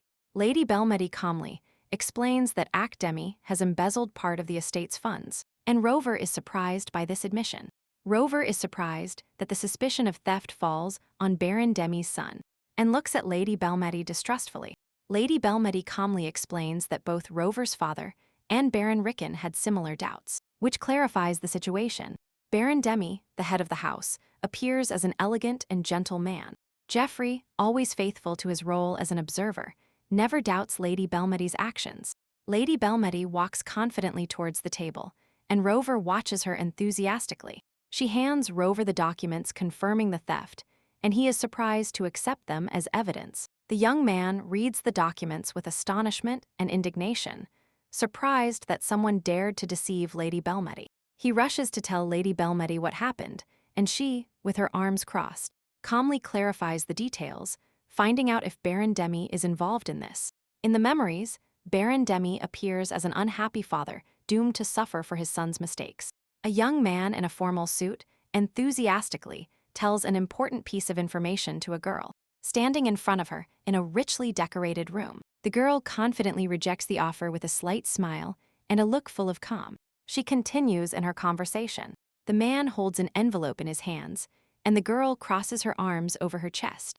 A tense anticipation can be felt between them. A group of people enters the room, two of whom are tied up, and a blue-haired man walks in front. And a confident smile, the blue-haired man and the girl discuss the details of the case. She explains who exactly accepted the jewels and signed the agreement.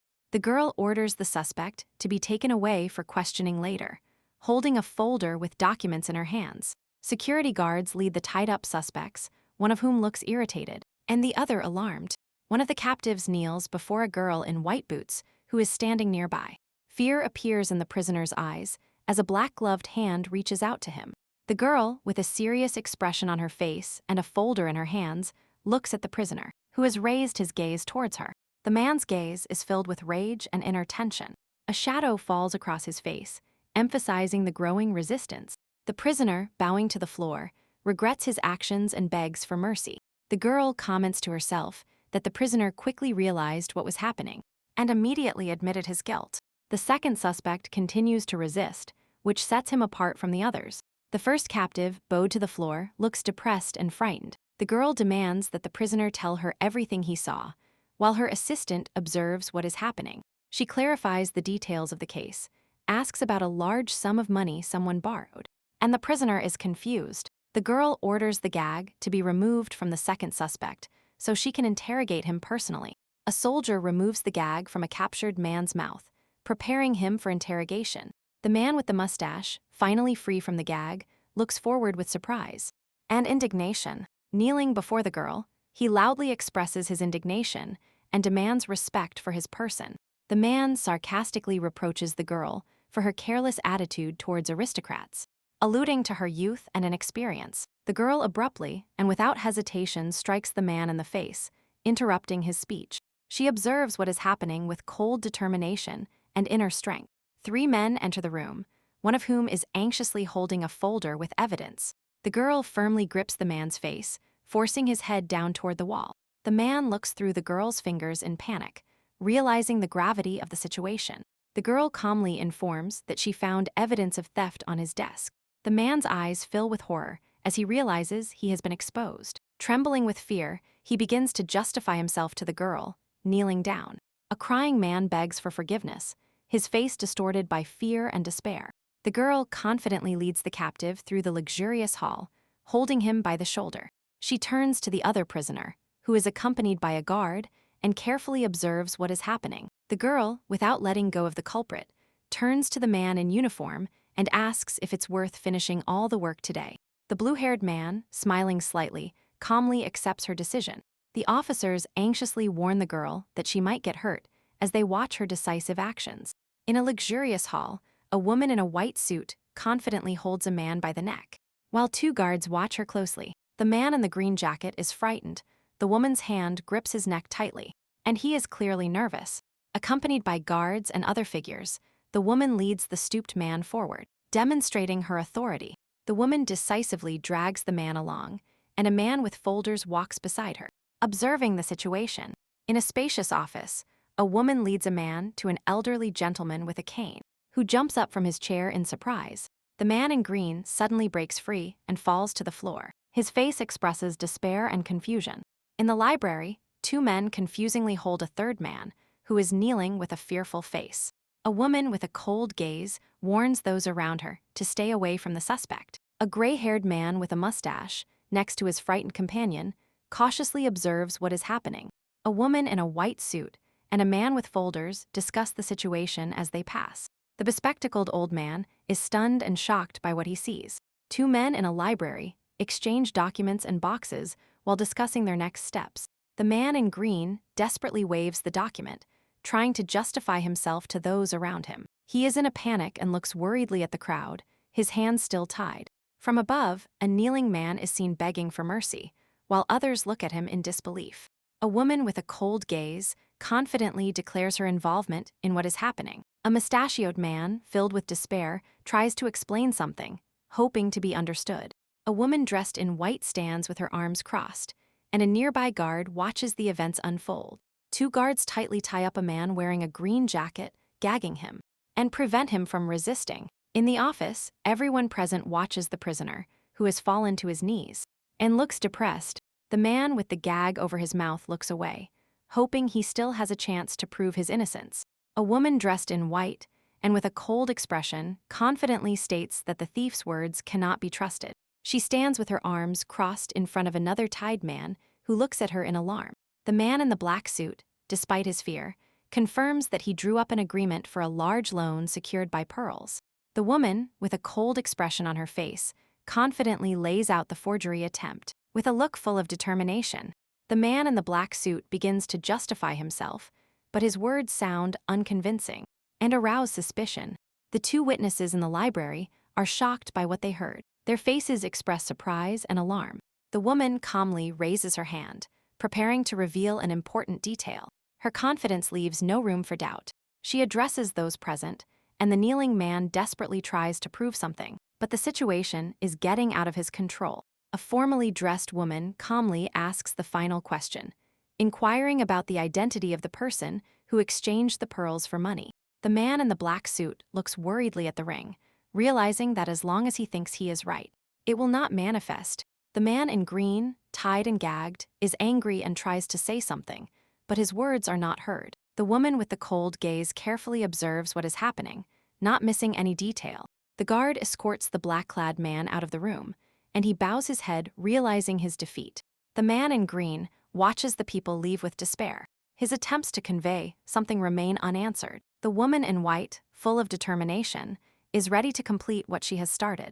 A man in a green suit kneels before a woman dressed in white, his face full of fear and despair and his mouth strongly gagged. There is cold determination in her gaze. She recalls how he used to look down on her, and now he looks pathetic. The woman addresses the elderly gentleman, calling him Baron in a confident and authoritative voice.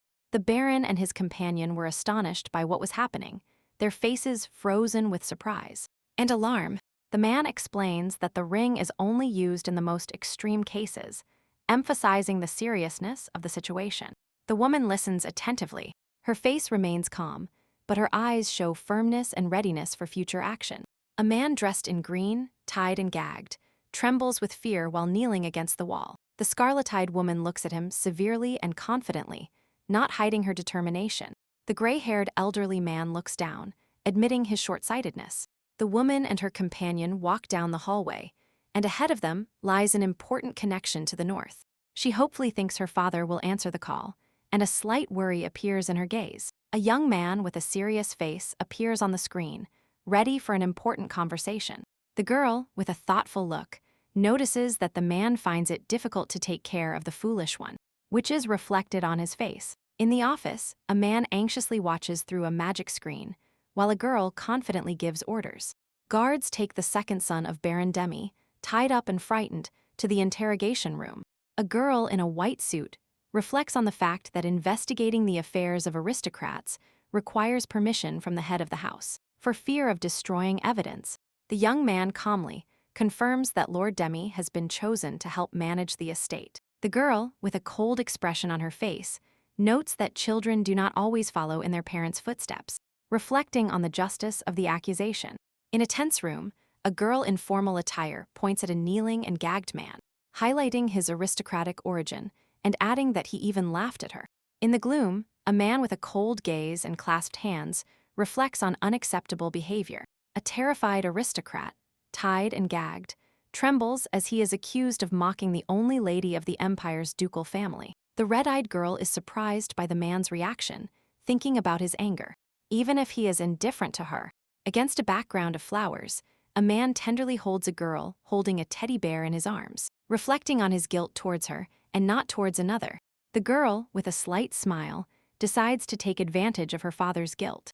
If he really feels it, the man on the screen orders someone to be sent to an underground prison immediately. While the girl calmly apologizes, the girl confidently states that the insult was directed at her and insists on her right to choose her own punishment. She turns to the two men in the library and announces that now she will personally maintain order. The man, with a cautious expression on his face, tries to understand the meaning of her words. The girl stands before a background of golden roses, radiating determination. And in her strength, she says confidently that she is perfect for this job, looking at the man through the magic screen. The girl, with a confident smile, talks about what is happening on the estate, standing in front of a background of shelves. A man with a serious look asks his father if he knows who this man was. The man, clenching his fist, reacts tensely to what he hears. His face expresses determination. The girl calmly explains that she is talking about knights. The man admits that he has no right to punish high-ranking officials like knights or priests. The girl affirms her position with dignity and determination, not hiding her intentions. The man with a serious face allows the girl to do as she pleases. The two men enthusiastically express their excitement at the prospect of working with Chief Willa. The man thoughtfully reflects on whether what is happening is related to a feeling of guilt.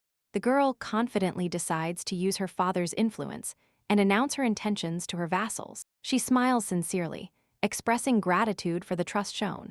The man quietly repeats the name Velati, lost in thought.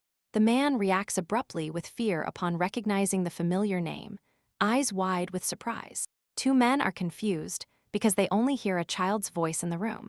The girl, after collecting her thoughts, resolutely orders the vassals to be called immediately. The men walk down the hallway, contemplating their role as witnesses to the appointment of the temporary head of the house. The girl looks confidently at the kneeling men, feeling that this is exactly what she was born for.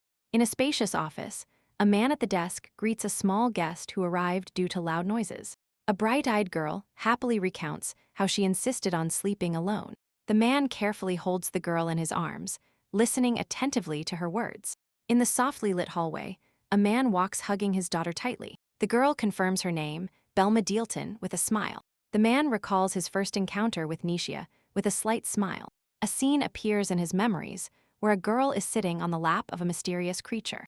With long ears and a calm gaze, a man in a fur cloak anxiously looks at a girl he holds in his arms in a winter landscape. The silver-haired girl and her mother are together, evoking the image of little Belati in the hero's mind. The girl's radiant smile expresses the joy that food tastes better when shared with a loved one.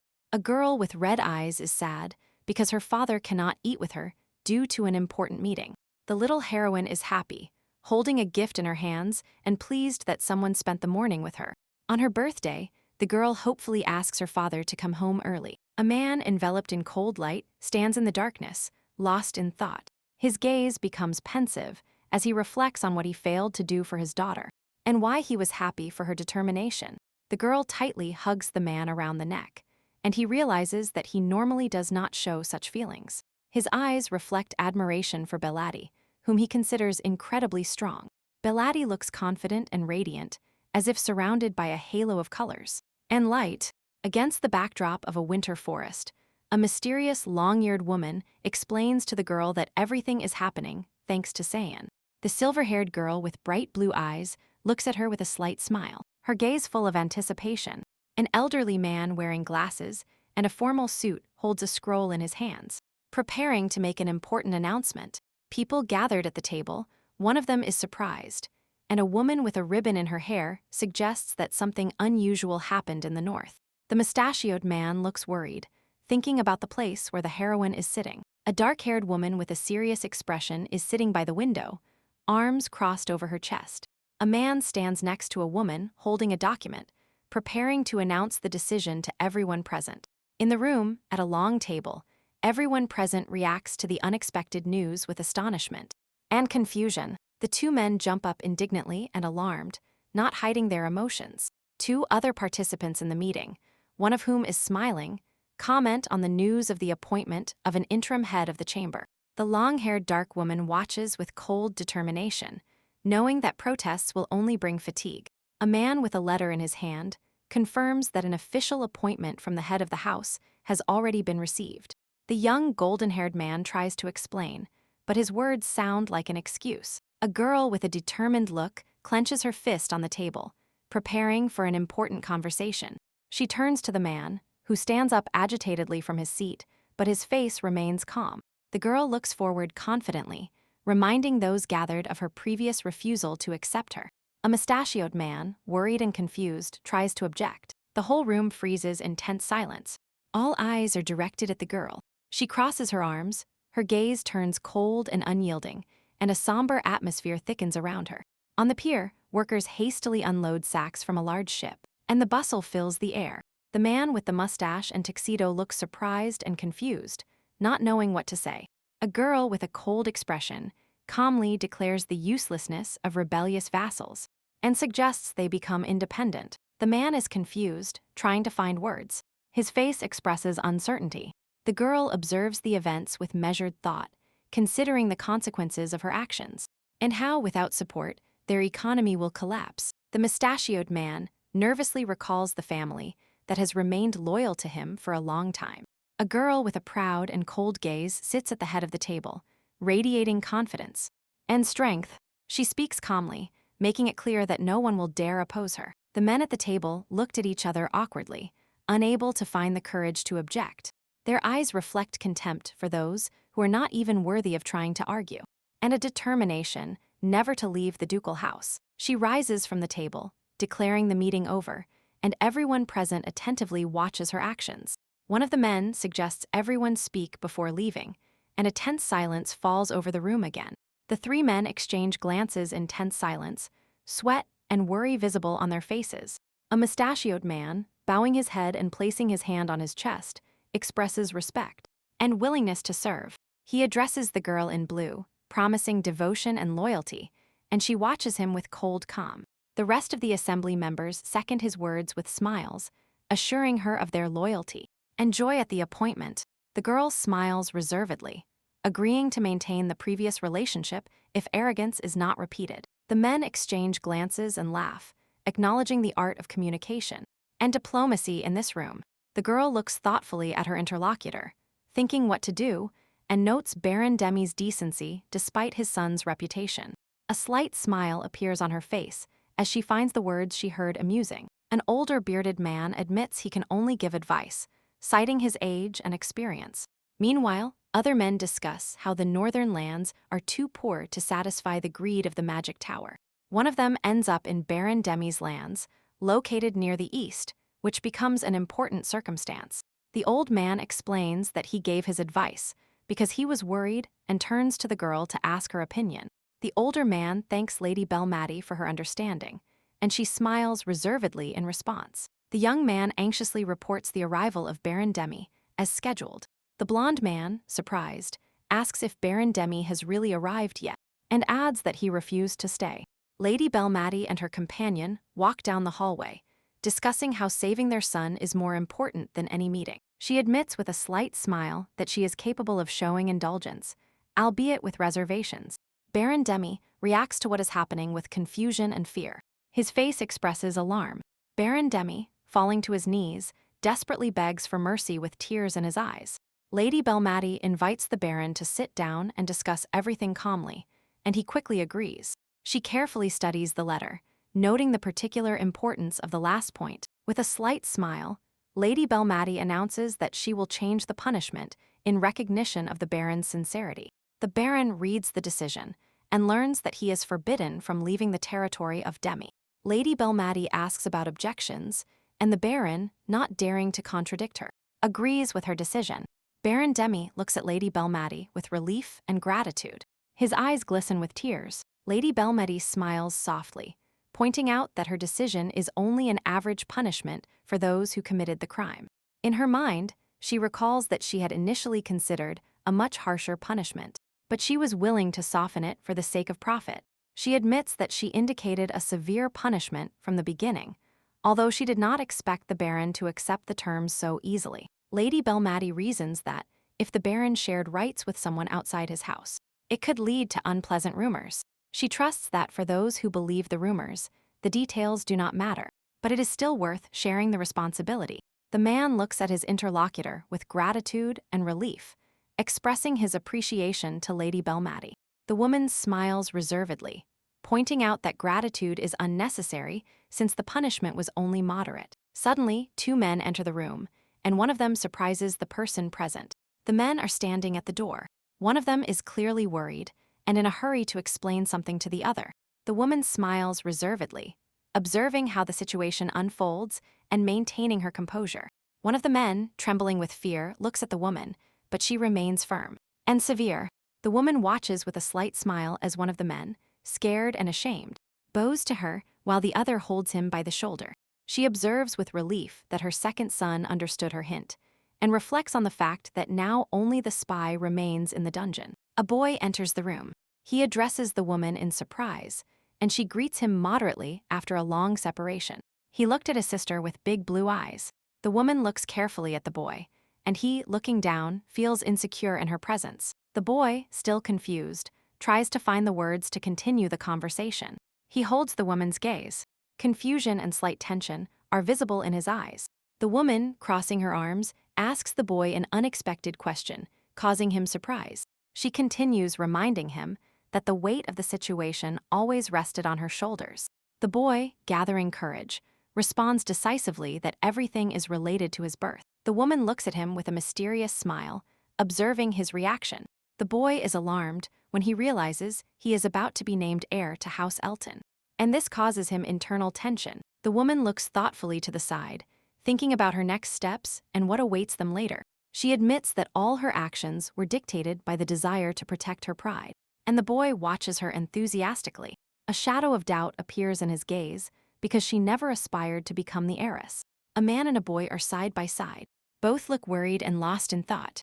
Against a background of blooming flowers, the image of a girl with a crown appears, and a scepter in her hand, a symbol of power and a new role. A luxurious carriage slowly moves through the city streets in which the Empress, who devoted her life to caring for the weak, greets the crowd. In this era, children study and women work. Everyone is busy with their own affairs, finding joy in simple tasks. A man and a woman stand on the scales of fate. Their lives and actions hang in a delicate balance. A man with a cold expression appears in the shadows. His intentions remain a mystery. A council gathers around a long table, where Empress Jirika discusses her long-term goals with her retinue. In the halls of power, men engage in tense conversations, as the forces the Empress faces prove much more dangerous than expected. A man with a pensive look recalls the past, surrounded by flowers and light. The Emperor intended to pass the title to Princess Hera, which caused tension among the heirs. At the winter ball, the Emperor paid special attention to a girl in a red dress, which changed her destiny. Young officers salute the girl respectfully on the training ground, recognizing her authority. One of the officers places his hand on his chest with emotion and anxiety, not hiding his feelings. The girl, with cold calm, remarks to herself that she knew their intentions beforehand. A man who values loyalty to his comrades above all else stands out among his peers, radiating confidence and strength. On the training ground, he approaches Lady Belmadi, clearly wanting to discuss something important. In a tense conversation, he asks her a question, doubting the correctness of her decisions. His face expresses anxiety and persistence as he tries to convey his message. Lady Belmadi remains calm as she thinks about the man she once knew. The man insists that some mistake has occurred and refuses to accept what is happening. The man lowers his head, feeling disappointment and inner pain. Another officer, with a slight smile and a gesture of respect, expresses his support. The man looks ahead with determination, preparing for new challenges. The woman carefully observes what is happening, not hiding her anxiety. The man falls to one knee in astonishment, stunned by the unexpected turn of events. On the training field, two officers face each other in a tense duel. Their swords cross in a furious fight. The man falls to his knees before the woman, accepting her will without hesitation. His comrades watch what is happening in surprise, not hiding their emotion. From a distance, other officers comment that Lady Bellady hasn't even had her coming-of-age ceremony yet. A look of determination appears in her eyes. She sees this as a good opportunity. The woman confidently takes the sword, preparing to face real opponents. Those around her warn her of the danger, but she does not retract her decision. A young man in dress uniform, with a slight look of concern on his face, thanks her for the welcome. On the training ground, two men with swords stand opposite each other, preparing for a duel. While other cadets watch them, the girl, with determination in her eyes, attacks with a quick sword strike, their blades clashing with sparks. The man is stunned and tense. His sword can barely contain his opponent's attack. The girl continues her attack. Her movements are fast and confident, and her hair flies in the air. The uniformed spectators are shocked by what they see. One of them brings his hand to his face in confusion. On the training ground, a girl and a man fight with swords. Their blades clash forcefully, even without much effort. As the duel continues, their swords cross, sparks fly, and the tension between the rivals increases. The girl stands with her sword pointed down, and the man kneels before her. Admitting defeat, the spectators are amazed to hear how she managed to defeat such a strong opponent. The girl confidently holds the sword, and the man, sitting on the ground, looks at her with surprise and respect. The man turns to the winner with enthusiasm and apologizes, acknowledging her superiority. A girl with a sword stands before a defeated enemy, warning him that next time there will be no mercy. Several cadets in black uniforms anxiously comment that they will no longer consider this man a knight of their house. A cold determination appears on the girl's face. Her gaze becomes terribly serious. A man in dress uniform falls to his knees, admitting defeat. Several people kneel before the girl, and one of the observers cannot believe what is happening. A boy with blue eyes and a bow tie around his neck looks anxiously and surprisingly, clasping his hands over his chest. A boy sits on the edge of a bed in a luxurious room, looking thoughtfully at the floor. In the middle of the morning light and blue roses, a girl with a serious gaze and an ornament on her neck looks forward, and her face expresses determination. The boy runs towards the door in a panic. His face and movements are full of anxiety. He runs down the night hallway, while thoughts that his position as heir has been revealed pass through his head. On the training ground, a boy watches what is happening in surprise, standing among the other cadets. One of the senior cadets asks the boy the reason for the gathering, as more and more people gather around him. On the training ground, two people face each other in a duel, and a tense atmosphere fills the air with questions about what happened. Two anxious young men comment on what is happening, their faces expressing concern. One of them, with a frightened look, realizes that this is not just a repeated duel. The defeated knight lies on the ground, and the girl with the sword stands confidently over him. The young man watches in amazement, reflecting on how easily Sir Logan was defeated. Among the group of soldiers, the young man stands out due to his confusion as he realizes there is something more important. The hero's eyes reflect surprise, and internal protest disagrees with what is happening. A girl with a sword in her hand stands against the blue sky despite all her denials. She remains firm. She appears dressed in full regalia, with a sword and a medal, as if she were the embodiment of strength and determination. On the training field, a girl with a sword kneels before a man. People gather around. A boy approaches her and asks in surprise what she is doing there. The boy excitedly addresses the girl, calling her sister, but she remains silent. Lost in thought, the girl, with a cold expression on her face, says she did not expect such behavior and demands that he behave with dignity. She leaves, and the boy looks at her with anxiety and surprise. A girl with books in her hands rushes down the hallway, and a boy watches her. The boy, noticing her gaze, immediately turns away and walks off. He stubbornly avoided her gaze, even when they met face to face. The girl walks down the hallway in a long dress, her steps full of determination and inner strength. A girl in a long dress enters a spacious office where there are books and papers scattered everywhere. She is finally seated at the table in her father's office, discussing something important with a man wearing glasses. A girl with a slight smile chooses a book from a library shelf. Behind a bookcase, she discovers a hidden passage leading downstairs. She cautiously enters a mysterious room filled with antique furniture and many bottles. Against the background of a tense story, two young men in dress uniforms and a girl with glasses appear, symbolizing a hidden threat in case of betrayal. In a dark atmosphere, a young man finds himself entangled in a mysterious red thread, while the voiceover suggests that every guard has their own story. The girl holds the red stone in her hand with cold calm, reflecting on its insignificance. A man in dress uniform watches with surprise and alarm what is happening. The girl examines the stone she found and concludes that it is a garnet. She hands the stone to the man, and a tense conversation about loyalty ensues between them. And service, a mysterious and confident smile appears on her face, among the roses and shadows. The man looks at the woman with surprise and alarm as she presses a shining stone into his hand. He falls to his knees before her, recognizing her power and strength. The stone begins to glow in his hand, symbolizing a new union and submission. The man, still confused, bows to her, accepting his new role. In the library, he kneels, and she holds the sword over him, completing the ritual of fealty.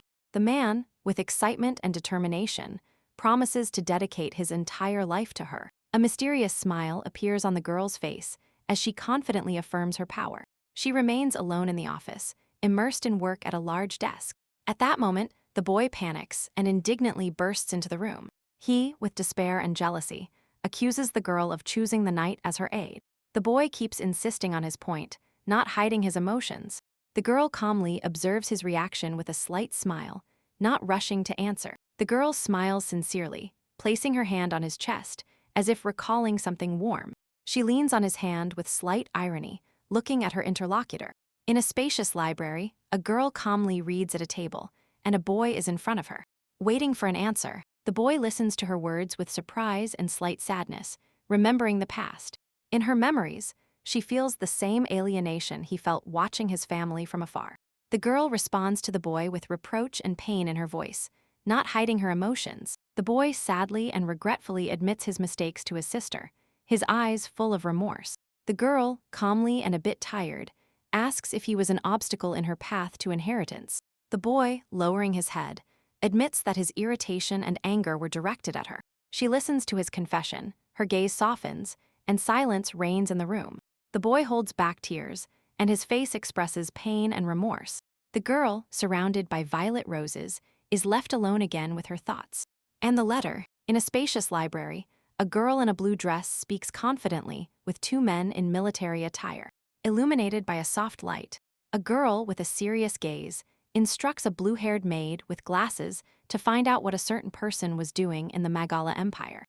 Against a background of luxurious white roses, a red-haired young man with a mysterious smile appears. An elegant carriage, pulled by a pair of horses, speeds along the sunny pavement. The girl gets out of the carriage and meets a group of people, among whom an older man stands out. While the rest watch what is happening, a girl in an elegant blue dress walks ahead of everyone, followed by men in formal suits. And she looks confident and determined. In a spacious hall with high ceilings, the day of the meeting of the minor chapters begins, and the participants take their seats. The girl in the blue dress takes the seat of honor, as the acting head might have been sent to this meeting. A red-haired young man sits on the throne, perceiving this as a rehearsal for a meeting of the great leaders. The girl addresses the blonde man, confirming his presence at the meeting instead of another.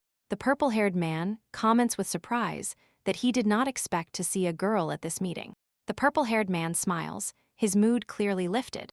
A girl with a confident smile reflects on the rules of hierarchy in noble society. A blonde woman in a lilac dress stands against a background of golden roses and stars. With a thoughtful and calm gaze, the girl in the blue suit and serious gaze emphasizes her status as the temporary leader of the North. A man with long purple hair observes the scene with a slight smile. Two men at the podium comment that it is natural to feel confused at a first meeting, and one of them laughs. An older man with gray hair and glasses looks surprised and worried. The girl with a cautious gaze notices that Casper is smiling. Casper, with a smile and a mysterious gesture, creates tension in the room. Despite what is happening, the northern vassals remain silent and look worried. The girl notices that winter in the capital is about to end, and her words resonate in the silence. She remains with a cold expression on her face, ready to continue the conversation. The northern vassals continue to watch the events in silence without interfering. A man in formal attire expresses his point of view with enthusiasm and determination. Pointing his finger, an argument erupts in the room. One of the men anxiously talks about boundaries, and the others look confused. The vassals, feeling threatened with demotion, desperately support the speaker, while a woman sits calmly on the throne. The man with the mustache, turning to the others, continues speaking, and the two interlocutors listen attentively. One of the interlocutors, with moderation and concern, acknowledges that his words may have offended someone, and is willing to apologize. A woman with a serious expression observes what is happening and thinks that the meeting of the chiefs is some kind of social event. A man with long purple hair and a calm smile looks forward, radiating confidence. Two men in dress uniform argue indignantly with faces full of discontent. Two more men, one clearly worried and the other with crossed arms, look anxiously in the same direction, discussing the strange behavior of North. The blonde-haired man and his companion react with irritation to what happened, one of them pointing his finger. The three men in the room are surprised and indignant, and the purple-haired man, sitting separately, looks perplexed. The purple-haired man cautiously looks towards where the blonde man is sitting, smiling and looking satisfied. The purple-haired man looks depressed and confused. A drop of sweat appears on his face. At the round table, there are 3 participants, and one of them calmly observes the predictability of what is happening. A woman with long dark hair and red eyes smiles with slight mockery. The purple-haired man responds to her with a calm smile crossing his face. They continue their conversation, and the woman looks at her interlocutor with moderation, emphasizing the importance of self-control. The dark-haired woman with a radiant smile looks confident and self-satisfied. The dark-haired woman with bright red eyes looks stern and determined. Her face expresses indignation. Her gaze becomes even sterner. She internally swears not to forgive those who neglect her. The 3 men sitting on the bench are visibly nervous and try to be careful with their words. The purple-haired man looks tensely at the woman as she sits calmly and confidently in front of him. Exclaims the purple-haired man, not hiding his indignation and surprise. The dark-haired woman laughs, and her mood suddenly turns light and carefree. In a spacious room, at a round table, a woman calmly explains that she allowed herself a little joke. The purple-haired man was surprised and stunned by her words. The blonde man in the elegant suit laughs, genuinely enjoying what is happening.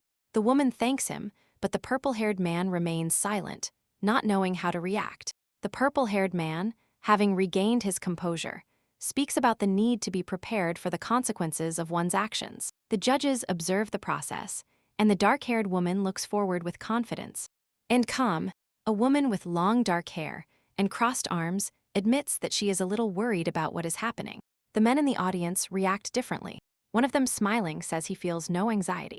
A pink-haired young man enters the room, accompanied by several men, and looks confident. A pink-haired young man introduces himself. His face expresses calm and dignity. Against a background of flowers and radiance, he appears next to a girl wearing a crown and a luxurious outfit, creating an atmosphere of solemnity. A red-haired man in dress uniform appears in the hallway with a look full of determination. The red-eyed woman suddenly becomes alert and notices that there is someone behind the man who entered. A red-haired young man appears in the hallway, his face illuminated by a bright smile and sincere.